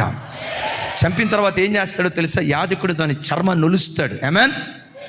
క్రీస్తు బలిపీఠం దగ్గరకు వచ్చిన తర్వాత యేసు నామములో మనందరి చర్మాలు వలవబడును గాక. చర్మం వలవబడాలంటే దాని అర్థం ఏంటో తెలుసా? ఇప్పుడు చూడండి, గొర్రెనో మేకనో తీసుకొచ్చాం, పొట్టేలునో తీసుకొచ్చాం, చర్మాన్ని ఒలిచాం. ఒలిచినటువంటి దాని యొక్క శరీరాన్ని అట్లా వేలాడదీస్తున్నాం. వేలాడదీసిన తర్వాత అది గొర్రెో మేకో మనం చెప్పగలమా? కొంచెం గట్టిగానండి. నేను చెప్పింది అర్థం కాలేదా? అమ్మ లలిత సిస్టర్, అర్థం కాలేదా? ఏం చెప్పింది చెప్పండి. తోలు ఒలిచిన తర్వాత అది గొర్రెో మేకో అర్థమైద్దా? కొంచెం గట్టిగా. తోలు వలవబడిన తర్వాత అది గొర్రెో మేకో ఎవడికి అర్థం కాదు. అదే దహన బలి పశువులో ఉన్న ఒక మర్మయుక్తమైన సంగతి. క్రీస్తు అనే బలిపీఠం దగ్గరికి వచ్చిన తర్వాత నీ తోలు వలవబడాలి. ఏంటా తోలు? నీ కులపు తోలు వలవబడాలి, నీ ప్రాంతీయ తత్వపు తోలు వలవబడాలి, నీ జాతి తోలు వలవబడాలి. మేము మాదిగండే ఆ తోలు వలవాలా, మేము మాలండే ఆ తోలు వలవాలా, మేము కమ్మండే ఆ తోలు వలవాలా, మేము కాపండే ఆ తోలు వలవాలా, మేము రెడ్డండే తోలు వలవబడాలి. Praise the lord. తోలు వలవబడిన తర్వాత కులం తెలీదు, తోలు వలవబడిన తర్వాత ప్రాంతం తెలీదు, తోలు వలవబడిన తర్వాత వాడు అరవోడు, ఈడు మల అయ్యేవాడు, వాడు 2, ఈడు 3, వాడు 4, ఈ దరిద్రపు మాటలుండో. సంఘంలో ఈ కుల ప్రస్తావన యేసు నామములో అది సమాధి చేయబడును గాక. దైవజనమా, ఇక్కడ కొంతమంది తూగో పాగో వాళ్ళు ఉన్నారు అన్నా, రఘుమారన్నా. అందరూ అట్లాగని అందరూ అట్లనేం కాదు. కొన్ని ప్రాంతాల్లో కాపులు పాస్టర్ గారు రక్షణ పొందాడు అనుకోండి, కాపులంతా పొలోమని ఆ చర్చికి వెళ్తారు. మాల పాస్టర్ గారు అక్కడ సేవ చేస్తున్నాడు అనుకోండి, ఈ మాల బ్యాచ్ అంతా ఆ చర్చికి వెళ్తారు. ఒకవేళ ఆ ప్రాంతంలో ఎవరైనా 3 వాళ్ళు ఉన్నారనుకోండి, 3 అంటే మీకు తెలుసు కదా, ఆ చర్చికి వెళ్ళరు, ఈ చర్చికి వెళ్ళరు. ఎందుకు? వాళ్ళు మాల, వీళ్ళు కాపు. మరి నువ్వు ఎక్కడికి వెళ్తావయ్యా? మేము వెళ్ళమండి. ఆ 3 వాళ్ళు ఎవరైనా వస్తే ఆ చర్చికి. కులాల మీద కట్టబడే సంఘాలు కుల సంఘాలే కానీ ఏ ఒక్క నాటికి క్రైస్తవ సంఘాలు కాజాలవు. మన చర్చిలో ఒక పెద్ద ఆయన చెప్తున్నాడు, అన్నయ్య, భారతదేశంలో ఎన్ని కులాలు ఉన్నాయో అన్ని కులాలు దేవుని కృపను బట్టి మా ఇంట్లో ఉన్నాయి అన్నయ్య అని చెప్పి కొసమెరుపు ఏమన్నాడంటే, సిక్కులో మా ఇంట్లో లేరన్నా, అది కూడా నెరవేరేటట్టు ప్రార్థన చేయండి అన్న అన్నాడు. అయ్యా, ఏమైనా అమ్మాయిలు అబ్బాయిలు ఏమైనా ప్రేమించి పెళ్లి లేదయ్యా, యేసుక్రీస్తు రక్తంతో కడగబడిన తర్వాత పలానా సంఘానికి వెళ్ళేవాళ్ళం. ఆ సంఘంలో మా సేవకుడు కులాలు గూర్చి చెప్తే అస్సలు ఒప్పుకోడు. అద్భుతం. ఆ సంఘం చూడండి, నానా జాతి సమితి. మన సంఘం లాగా అన్ని రకాల జాతుల వాళ్ళు, అన్ని రకాల ప్రాంతాల వాళ్ళు ఆ సంఘంలో ఉంటారట. అయ్యగారు చూడటం, ఇదిగో ఈ అమ్మాయి ఈ అబ్బాయి ఓకే అంటే ఓకే, ఇక అంతే. కులం ఏంటి? పర్లేదు చెప్పండిలేండి, చెప్పండి. ఎంత కట్నం ఇస్తారు? 2 లకారాలా 3 లకారాలా? లకారం అంట దాని పేరు. ఆ మధ్య ఒక పాస్టర్ గారు చెప్తున్నాడు, అన్నయ్య మా ఊళ్ళు ఉన్నారు, 10 లక్షల కట్నం ఇస్తారు. రైట్, అవసరమైతే అందులో 10% కూడా ఇస్తారన్నా మనకి. విచిత్రం చూడండి దైవజనమా. క్రీస్తు బలిపీఠం దగ్గరికి వచ్చిన తర్వాత క్రైస్తవుడి బ్రతుకులో కులపుతోలు వలవబడాలి. కొంచెం గట్టిగా ఆమెన్. నేను చాలాసార్లు చెప్తాను. ఒక ఆయన నా దగ్గరికి వచ్చి, అన్నో మంద గుంటూరేనంట కదా అన్నాడు. నాకు ఆ మాట వినటంతో ఏమంటారు, అదేదో పారేడినట్టు ఏదో అంటారు కదమ్మా, అమ్మా తేలా ఊరి తేలేదుకురా నాయన, ఇక తేలే దొరికిందా నీకు అంటాడు. మన గుంటూరేనంట కదా అన్నాడు. రఫ్గా అన్న. ఎవడన్నాడు మనది గుంటూరు అని? నీది గుంటూరేమో, నాది మాత్రం కాదన్న. మరి మీది ఏ ఊరు అన్న అన్నాడు. ప్రస్తుతం విజయవాడలో ఉన్నా, ఈ రోజుకు విజయవాడ. రేపు హైదరాబాద్ వెళ్తా, తర్వాత హైదరాబాదు, ఆ తర్వాత నిజామాబాద్ వెళ్ళబోతున్నాను, నిజామాబాద్, ఆ తర్వాత మరి రాజపేట వెళ్తాను, రాజపేట. మేము యాత్రికులం, పరదేశులం. ఈరోజు ఒక ఊరిలో ఉంటాం, రేపు ఇంకొక ఊరిలో ఉంటాం. మరి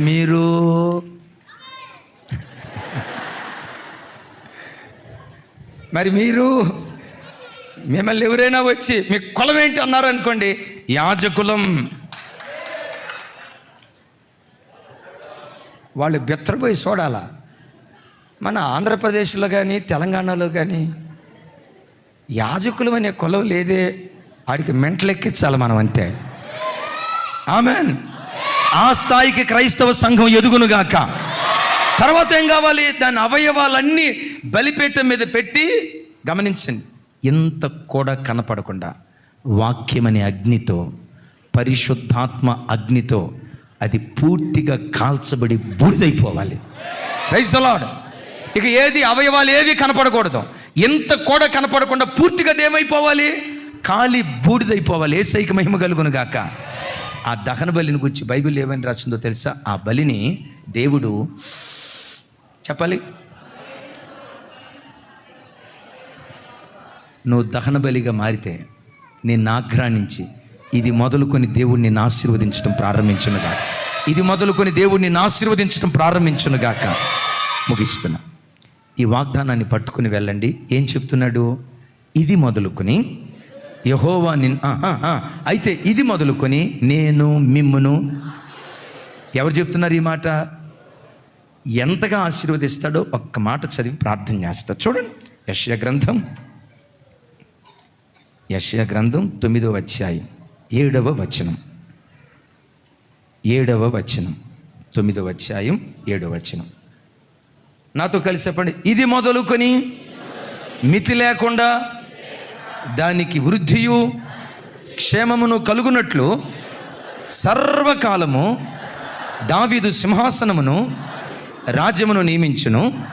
న్యాయము వలనను నీతి వలనను రాజ్యమును స్థిరపరచుటకు అతడు సింహాసనాసీనుడై రాజ్యపాలన చేయును. సైన్యములకు అధిపతియగు యెహోవా ఆసక్తి కలిగి దీనిని నెరవేర్చును. నా వైపు చూడండి. మీ పట్ల యేసయ్యకు ఒక ఆసక్తి ఉంది. కడుపు చంపుకొని వచ్చారుగా, గంటల తరబడి దేవుని సన్నిధిలో కూర్చున్నారుగా, రోజుల తరబడి దేవుని సన్నిధిలో కూర్చున్నారుగా. చూడండి నా వైపు.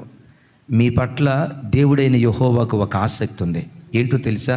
ఇది మొదలుకొని మితి లేకుండా వృద్ధిని, ఆ వృద్ధికి క్షేమాన్ని మీకు దేవుడు కలుగు చేయబోతున్నాడు. ఇది నా గుండెల్లో పుట్టిన ఆసక్తి కాదు. చెప్పండి చెప్పండి చెప్పండి చెప్పండి. ఒక మాట అండి, చర్చిలో ఎవరైనా పని చేస్తే, ఎవరైనా చిన్న పని చేస్తే వాళ్ళని ఒట్టి చేతులతో పంపించడం అస్సలు ఇష్టం ఉండదు. కడుపు నిండా భోజనం పెట్టి, కడుపు నిండా ఏదో అయ్యో ఇంత కష్టపడ్డారు, ఎవరిని అట్లా పంపించడం ఇష్టం ఉండదు. నేనంట, అమ్మా 20 రోజుల నుంచి కష్టపడి దేవుని సన్నిధికి వచ్చి కూర్చున్నారు కదా, 20 రోజులు బట్టి ఉపవాసం ఉండి కడుపు చంపుకుంటూ లైవ్ చూస్తున్నారు కదా, మీ పట్ల నా దేవుని గుండెల్లో పుట్టిన ఆసక్తి ఏంటో తెలుసా? ఇది మొదలుకొని మితి లేకుండా మీకు వృద్ధిని దేవుడు కలుగు చేయబోతున్నాడు.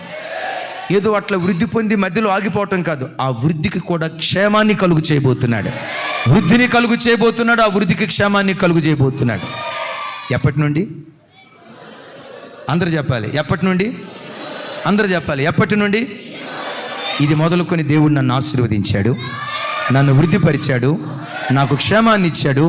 దేవుడి వాగ్దానాన్ని నా బ్రతుకులో స్థిరపరుస్తాడు. నేను నమ్ముతున్నాను అన్న బిడ్డలు అందరూ చప్పట్లు కొడుతూ దేవునికి స్తోత్రాలు చెప్దాం.